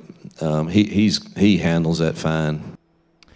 He mentioned this. Payton Thorne mentioned this in the interview with us earlier today. What a rock fight this game was last year. That's the fascinating storyline in this game to me. As Auburn is, I think, going to win this game. They're almost a 2-touchdown favorite. But Justin Wilcox is a good defensive coach, and he's going to confuse these, or he's going to try to confuse these young receivers. Look, they weren't challenged by their opponent last week, and they took advantage of that. They're going to be far more challenged this week. And I think it'll be interesting to see how a Cam Coleman reacts to what Justin Wilcox is able to throw at him, or a Perry Thompson, an inexperienced young receiver.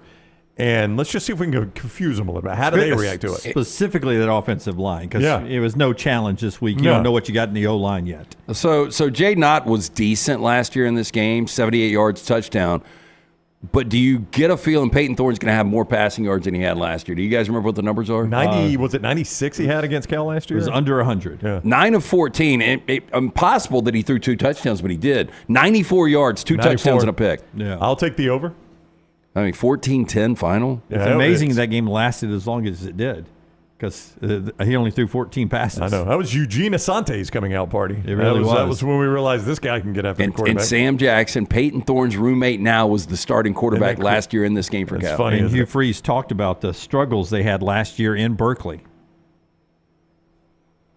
Position to last year, a big win heading into this Cal game. Offense take a step back in that game. Does this feel like a moment, especially for that unit, to show the difference from last year to this year? And you spoke about confidence earlier. Where is that confidence with this unit, especially winning those one-on-ones? Well, they're really confident right now, I'm sure. After Saturday, we'll see. I think your initial statement is exactly accurate, and I won't run from that. That here's your chance. Our chance, not just them, us too as coaches, but here's our chance to prove we can be a fundamentally efficient scoring machine, and against who I think plays really good defensive football. So it'll be a really good test for us. Yeah, that's what you get at Jordan-Hare Stadium coming up. 4 turnovers last year for Auburn. They turned over 4 times in this game. They might lose it. Yeah, I don't see that happening. But I don't either. Auburn this week against Berkeley, day game in the heat. You get that 2:30 on ESPN2. So you get old Jordan-Hare Stadium sunshine today. We get trash when we come back on the other side. Lucky show today. Lucky show number 777. How about that? How about that? All sevens. That'll win you some money out in Vegas on a slot machine. You get a 777 roll up. There's only 3 of those, right? That's Yeah, old school. Everything else is now computer thing. Lunceford says, show 777, or he likes to call it show number 689. Trash on the other side. Stay with us. Take the next round anywhere you go with official Next Round gear. Buy yours today at nextround.store. For a great experience in golf, go to Bent Brook, just off I-459 in the Birmingham area. You've got 27 holes where you can play your 18 holes 6 different ways. Open 7 days a week with 5 sets of tees that makes golf enjoyable for any level golfer. You get complimentary GPS on every golf cart, and the AU Victory bent grass greens play as pure as any in the area. Bent Brook continues to improve with upgraded greens and redesigned holes. Book that next tee time right now. BentBrook.com. BentBrook.com. Excitement awaits at Barber Motorsports Park for the Fanatec GT World Challenge America, September 6th through the 8th. It's a high-octane weekend you won't want to miss. Witness some of the most iconic sports cars like Lamborghini, McLaren, Porsche, and Ferrari battling it out on the track. Enjoy the beer gardens, kids zone, and don't forget to bring your dog for bark at the park on Saturday. The Fanatec GT World Challenge America, September 6th through the 8th. Kids 15 and under get in free. Get your tickets today. Bright Bank, member FDIC, equal housing lender. Maybe you follow us on Instagram, Facebook, X, LinkedIn, or TikTok. Well, we're changing the game yet again. Tyler's Telegrams has been developed exclusively for you. Hi, this is the lovable boy you know as Tyler the Intern. I'm a businessman now. I will come directly to your door and tell you every time a new piece of TNR content drops. For the low, low price of $740,000, you can be notified by me, one of the biggest stars of the next round, about that thing you missed. Sure, the rest of those social media services are free, but so is radio, and we all know how well that's trending. Tyler's Telegrams is currently operating exclusively in Bibb County. Other social media platforms are available everywhere. Stop by the New York Butcher Shop and pick up the finest in certified Angus prime beef steaks and burgers, premium pork chops, ribs, and all-natural chicken cut to order just for you. Their chef-prepared entrees and side dishes are the perfect dinner-to-go choice for your family and are ready to heat at home. With a great selection of fine wines and desserts, the New York Butcher Shop is your one-stop dinner shop. 2 locations to serve you, Cahaba Heights and on Highway 119 in Greystone. The New York Butcher Shop, rare quality, well-done service. This hour of The Next Round is presented by the Birmingham Racecourse Casino, now featuring 7 days of giveaways with your chance to win a share of up to $125,000. The more you visit the Birmingham Racecourse Casino, the more chances you have to win. Are you tired of buying your CPAP mask and supplies online only to be disappointed? It's time to visit CPAP Plus, your locally owned and operated CPAP shop that prides itself on personal service. Come see what you're buying at CPAP Plus with 3 convenient locations in Pelham, Highway 280, and now open in Trustful. Drop by for a free CPAP checkup and free filters, no appointment needed. Plus, sign up for their giveaway for a chance to win a free travel CPAP machine. Just Google CPAP Plus or visit any of those 3 locations. Hey, you feel that? That's fall in the air. And New Balance Birmingham got your fresh fall pair to kick it during game time and sport from the sideline. Come together at New Balance Birmingham on Highway 280 right next to Chick-fil-A. New Balance Birmingham, we got now. Start your day online with our website, nextroundlive.com, for the latest videos, podcasts, and college football stories. It's also a great way to stream the show or shop in the Next Round store. Stay connected by visiting nextroundlive.com.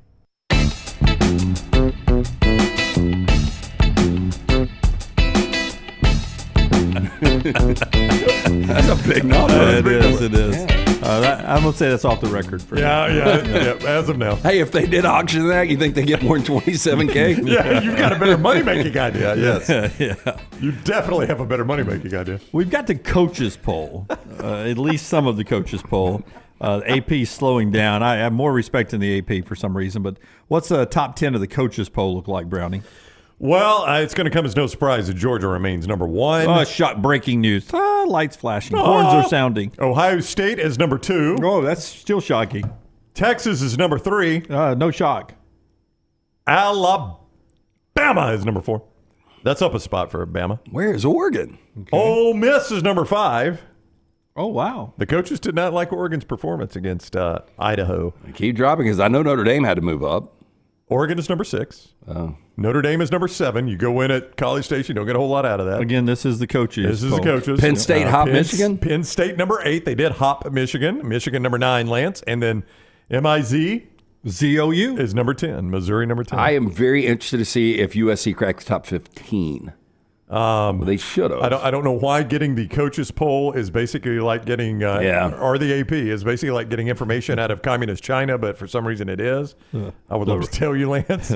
The rest of the coaches polls behind the premium content. It's premium content. I have it right here. USC, Lance, is, come on, 15. number 14. 14. There you 14. Go. USC 14. Utah 11, Tennessee 12, Oklahoma 13, USC 14. LSU did not fall all the way out, right? You know, I wish I had the entire poll. Sorry, I'll leave you alone. Trash in a second. A couple of things to tell you about, including our friends at Storm Restoration Roofing. They're owned by our buddy Greg from Pell City, who agreed with me. He thinks Mike Gundy colors his hair. 20 years locally owned, him and Miss Andrea there. A-plus rated with the Better Business Bureau, trusted by insurance agents. You can't beat that. But here's where it starts with him. Free no-cost roof inspection and no obligation. So you say, Jim, yeah. He's going to get me out for free. He's going to get up there and inspect my roof, and then he's going to hit me over the head with something he found up there, air quotes. That's not the case with Greg. Talk to anybody in our chat room. Just get in our chat room and say, hey, has anybody ever got a free no-cost roof evaluation inspection from Greg? And you'll hear people after people say, yep, he came up, got on my roof, told me 3 more years I had in this roof, 4 more years, no charge. Left, said, I hope to see you in 3 or 4 years. That's the way he runs his business. Trustworthy guy. He'll do it for you too. 205-542-3531. 205-542-3531. Or look him up on Facebook. Greg from Pell City handles storm repairs and roof replacements. 205-542-3531. Trust me when I tell you, you need a roofer you can trust. That's Greg from Pell City, Storm Restoration Roofing. Also today, show being brought to you by our friends at MyBookie. Brownie. MyBookie.ag, code next round. We talked about some of those point spreads. I will tell you, Auburn, we were discussing the 13 and a half that they are favored by. The total 53 and a half.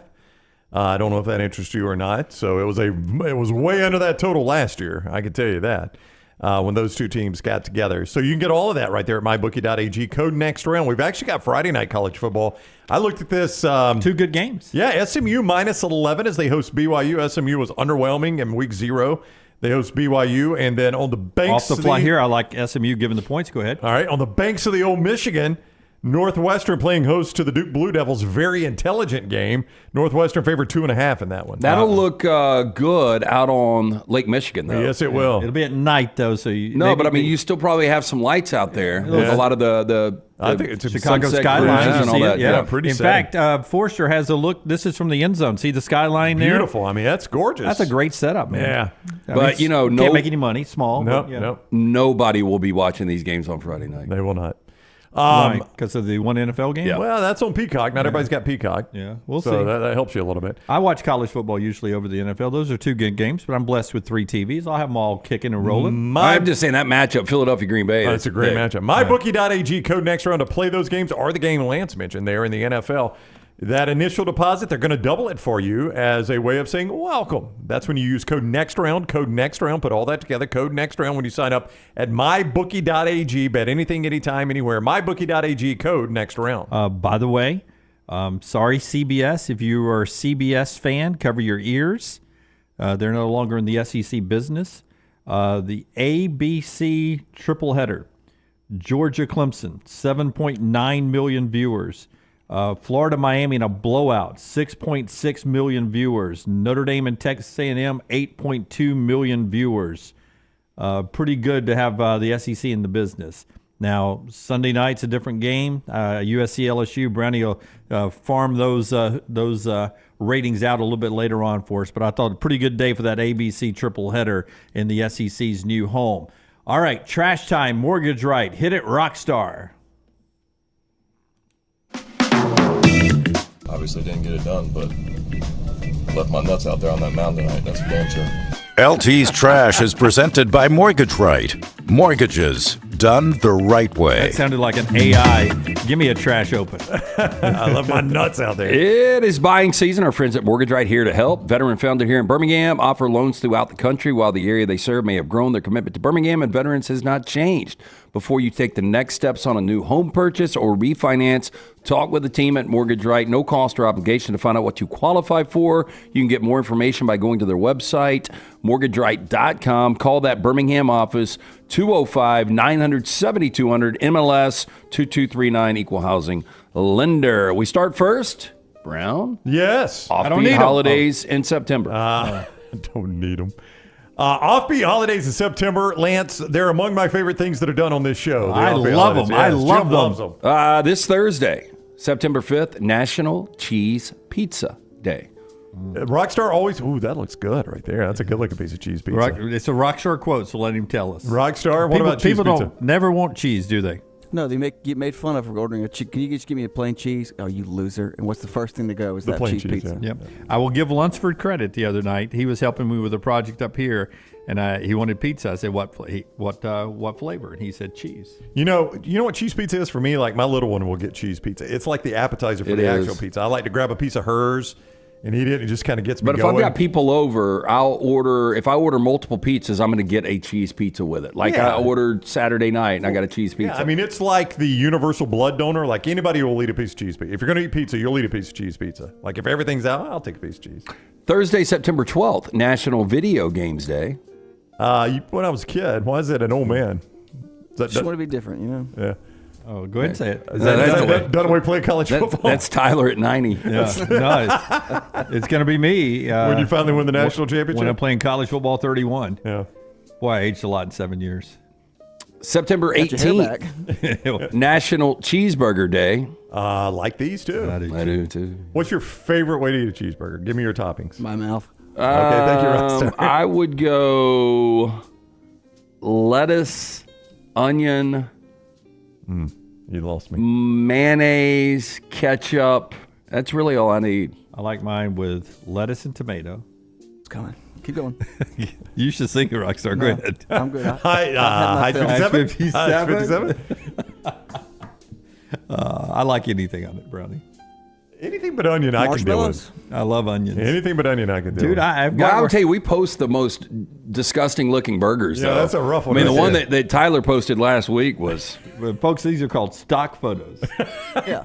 But see, these are not handmade for photographs. Well, that is a lunchroom burger. For the segment of the show. That's a lunchroom burger right there. Which, by the way, at Saks High Brown, School. will you take the rest of these? I've got a very important call. Seriously. Oh, is this about the issue from Go earlier? take 2 it. seconds. Go take it. All right, go take it, Lance. We'll let you know what the AP poll is tomorrow.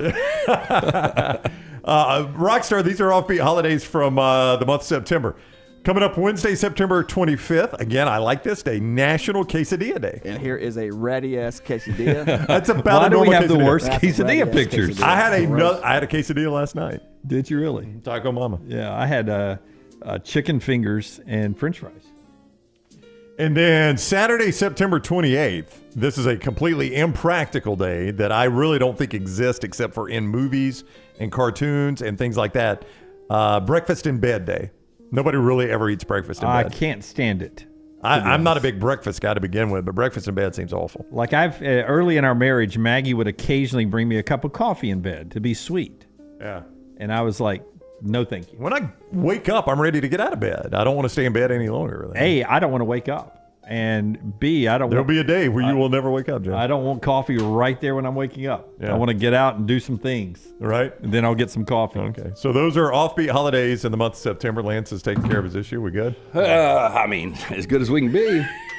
You already have an early diagnosis? No, not yet. Okay. Trying to get it out of the driveway. By the way, speaking of, I had my dogs I run did not off do that other yesterday. story. I didn't do that. I just did the offbeat holidays. You had your Okay. dogs what? Dogs ran off yesterday, and it really freaked me out. I got in the pool about 5 o'clock yesterday, do a little exercise. Yeah. And walking from the garage, they sometimes will veer out into the woods in the back, and they took off, and they never came back. And so I was out there for like an hour, and I had to go look for them, and I couldn't find them anywhere. And so lady that lives behind me was like, hey, what kind of dogs do you have? And I told her. So I drove her on the street. She got all of her kids out looking for the dogs. And then my neighbor calls like 30, 45 minutes later, right before it was dark, and said, hey, your dogs are in the church parking lot. Oh, wow. So I got lucky. Dogs Boy, that's the other direction. Yeah. So they crossed Meadowbrook Drive. Yeah.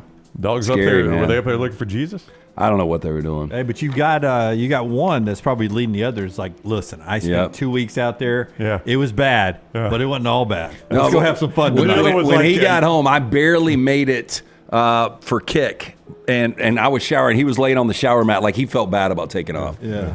He knows the woods. That's not a good place to That's be. right. Yeah. Nobody wants to live there. Yeah. And you see those deer out there trying to just find a nut every now and then, right? They ain't That's got nothing to eat. I know. Yeah. I'm glad you finished that sentence. Go ahead. Yeah. 4 jail security contractors face charges in a contraband smuggling conspiracy that included cell phones, a chicken pot pie, and sex with an inmate. like at the chicken pot Fulton pie. County Jail in Atlanta. Thank you to WSB Channel 2. I will Atlanta. take the chicken pot pie or the cell phone. Yeah, the inmate can find it elsewhere, but you can scald your mouth on a chicken pot pie in a hurry. I had to pick a buddy up there one time.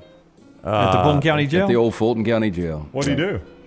He got in a little trouble in Old Buckhead way back in the day. This is in the early 90s. Oh, so if you get arrested at Buckhead, you go to the Fulton County Jail? That's where you used to go. Man, look, is that all of those jails all the way to the top?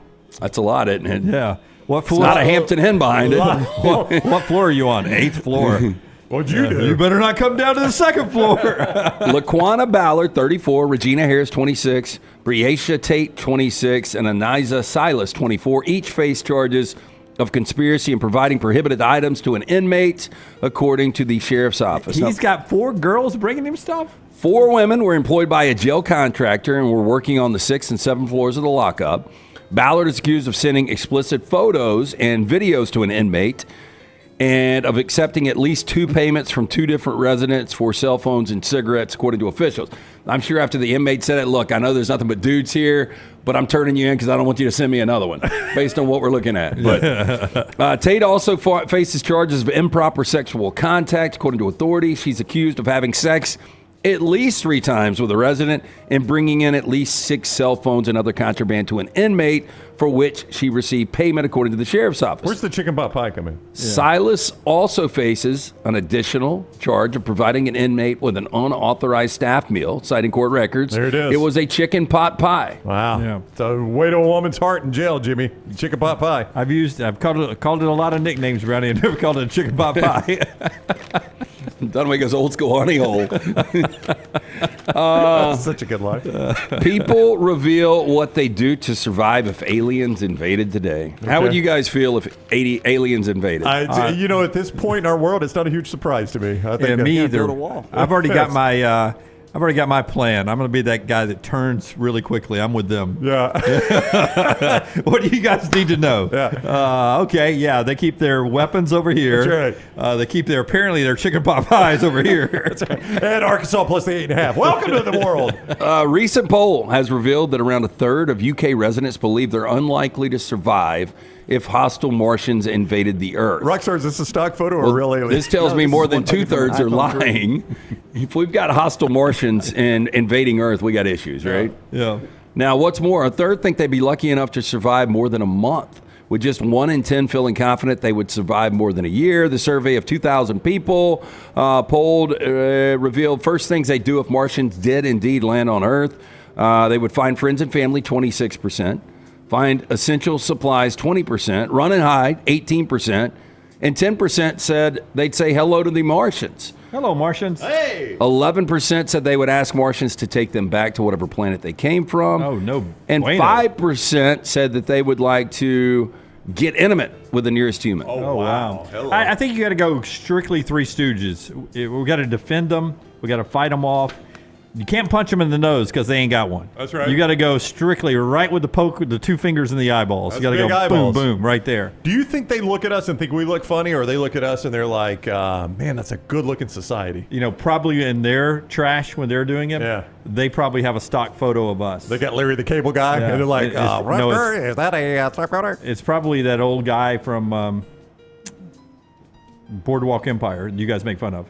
Steve Buscemi? Oh, yeah. That's probably the stock He's photo one of of him. ours. And he's like, they look like us. Let's go visit them. Yeah, but they really do all look the same. Aliens do, yeah. Yeah. I wonder if they think we look good, though. I bet they do. I bet that's probably the appeal to coming here. You're talking about aliens, Oh, not I think Aliceville it's prison. I think it's the food. Yeah, you think it's the food? Yeah, it's got to be the food. Plate of barbecue pork? It seems a large portion of the nation's population love pets more than people do, Lance? with a fifth of Brits revealing they would save their pet before anyone else. This is you, Lance. This is you. I do make before choices. anyone else. I do No. make choices like I don't try to leave my dryer on anymore. Like throw a load in, start the dryer, And leave the house. Yeah. With nobody at home. Because you don't want to burn the house down with the dogs in it? A, because of, it's a fire hazard, but B, because nobody would come in and get Charlie. And, that's a great business idea. I'll tell you this one off the air. I don't think it is. A I know company that has to run in and save animals during a fire? This is a good business idea. Okay. I'm going to save this one. All right, save it. You guys know I don't have any money, so Okay, just so for the we're the idea, investors? just for the sweat equity and the idea Yeah. of 33%, the three of us. Okay, so or me and Lance are 25%, however we want to do it in the we're back. like Mark Cuban and that other guy Yeah. on Shark Tank. We're going to give you a thumbs up. But it's a great idea. One teacher in New York traded in lesson plans for Hooters menus. She's gone from a low-paying, high-stress career to one that, thanks to generous tips from customers, is worth her time and energy. Allison Chavez, right there, 32-year-old single mother of one, told the New York Post that she can now take home in 2 days as a Hooters girl what she was making in 2 weeks as a teacher. Quote, I was making $1,000 twice a month as an educator. Now I can make $1,000 in 2 days. Working at Hooters wasn't in her initial plans, but after 10 years of teaching, the low pay, high stress wore her down, and she decided to make a change. Quote, I was living paycheck to paycheck, feeling stuck, mentally drained. It was time to move on. Got hired on the spot. I really love it here. People will tip you just because you're pretty. In her first week, she knew she had made the right choice when she made $100 in just 10 minutes. She's now taking home nearly $10,000 more annually than she did as a teacher. Problem is, she was talking to kids before. Now she's got to sit down with, old dudes that are just staring at her rack. That is correct. Got to make conversation. Either way, she's still working with sets, though. Sets? Yeah, you teach Okay. them I know, sets. I know, and just stuff. it was. Yeah, and that's trash, bro. Nope. Nope. No, one more. Gen Zers pointing the finger at their cell phones at the cause of a gripping new malady. Victims say no. contort their pinkies. No. Now, nicknamed phone pinky, the syndrome refers to a bend, bump, or dent sufferers say is caused by the weight of the phone when it is resting on the fifth digit for extended periods It of is time. uncomfortable. This happens to me occasionally. Like you're holding your phone like that. It does. See, I don't think I ever hold it like No, I I do always something. hold mine like this. Do you? But if you're Me scrolling, too. I'm a gripper. All right, now scroll. See, no scroll with one hand. I don't scroll with one hand ever. Okay. Yeah, Well, I that's don't what know. either. So, like, well, if I'm scrolling with one hand, I've always got that pinky on the bottom. Now, the condition blew up on TikTok in recent weeks when bent-out-of-shape influencers began sharing and comparing their little fingers, sparking the viral trend with over 163 million posts about it so far. Propping up a phone on the pinky could compress a nerve and cause numbness or tingling. And excessive cell phone use can cause a range of joint problems, including the elbows and thumbs. And many of the images being shared don't necessarily highlight a problem, according to the Cleveland Clinic. Now, see, I do believe in shrimp necking. I do believe we're all starting to shrimp our necks because we're always looking at our Doing this tablets right here. or our phones. But the phone didn't make her nails have fungus, right? No, the yellow nails. Or it didn't cross the girl on the right's eyes, right? Yeah, I did not know. Yeah. Stock photos. That's Trash Today, brought to you by our friends at Mortgage Right. Yeah, hey, look, if you're in the home buying market right now, you need to go see our friends at Mortgage Right, whether you're looking for your final home, your first home, whether you have a big down payment or need 100% financing. Mortgage Right, one-stop shop for mortgages. Visit them online, mortgageright.com. Call that Birmingham office, 205-900-7200 to talk with a mortgage pro right now. NMLS 2239, equal housing lender. Home and home, Florida State, Alabama. That's not breaking news, but it may be news to some of you that is actually going to happen starting next year at the Doak. Is it next year? I thought it was. Yeah, it is next year. Now, is their stadium? That'll be the first game in their fully renovated stadium, yes. right? Okay. Yes. Yeah, because I don't think it's fully renovated. It's going to be newly renovated. I still think they have another phase after that. But it should be full capacity. I don't think it'll be. Yeah, I don't think it'll be cranes and all that. Because if you watched last night, you may have noticed a bunch of empty seats. I think Well, there the were upper deck was. Yeah, I think there were only 50,000 people, limited capacity there because of the construction. It was. I did see a lot of empty seats. It was on the DJ Uyunglele bandwagon. Boy, they were booing early, too. Well, they were in the second half, calling for the backup. We won't. I didn't even know the kid's name, but you could hear him chanting for the backup. Yeah, a kid that played at A&M. Yeah. If he couldn't beat out Connor Wegman. Yeah. No. Okay. I'm confused. Yeah. I'm trying to think who the backup I can't remember the backup, but they were cheering. They were calling his name during the game last night. Our show this hour always brought to you by our friends at Champy's World Famous Fried Chicken, champyschicken.com. Go down there and see Sterling and his crew at Highway 119 location. He's been there over 10 years. Just a wonderful gentleman there. He runs a great business. You got to be that kind of guy to be successful for over a decade. Wonderful sides, chickens brined overnight, cooked to order, hand-cut chicken fingers, Mississippi Delta recipe tamales. So good for your tailgating or your football watching. It is Champy's World Famous Fried Chicken. Do you guys think maybe we propped Georgia Tech up a little too much? They came back and played better against Georgia State, honestly, Lance, than I thought they would. They won by 23. They covered. They covered. I mean, I thought that could be a tight game for them. That win. It's just an angle we haven't talked about today. The win week 0 looks less and less impressive. The more Florida BC State was plays. more impressive. I agree. Against Florida State than Georgia Tech was. BC did an actual road game and beat them worse, and took advantage of their weakness more, running the football. And I like Castellanos, but I like Haynes King too. I still think Georgia Tech's a team that could go 6-6, 7-5. Yeah, I know. I agree with that. They're 2-0 right now. So yeah, but I'm looking at power rankings right now. Yeah. And they're in a top 25 I'm looking at right here. I wouldn't go that far now. Never thought I'd get this before the AP football poll today, but Lindy's Magazine has put out their basketball rankings for the upcoming basketball season. Wow, that's a little too early for that. Tell Lindy to slow this. Number 10, Arizona. This is basketball now. Don't react. Number 10, Arizona. Number 9, Baylor. Number 8, Duke. Number 7, North Carolina. Number 6, Iowa State. Number 5, Gonzaga. Number 4, Houston. Number 3, UConn. He didn't do it, did he? Number 2, Kansas. He did it. Number 1, preseason basketball team, according to Lindy's Magazine. Dun, dun, dun, dun, dun. What does that hit newsstands in Alabama? Ranked number 1. Wow, look at Scott already got a number 1. So Alabama's number 1, huh? According to Lindy's Magazine, preseason number 1. Yeah. Just 62 days until the Alabama home opener, or 61 days, depending on who's counting, me or Lunceford. I keep telling you guys, don't wish away football season. Don't wish it away. We're 1/17 the way through. You keep bringing up hoops. Little T and I are excited about basketball, but I keep telling myself, don't wish away football season.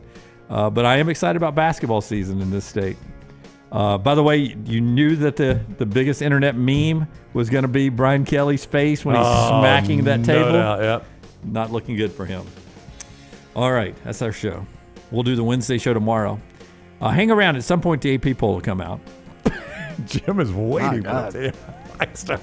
Has he got a $100 bill stapled to it? Yeah.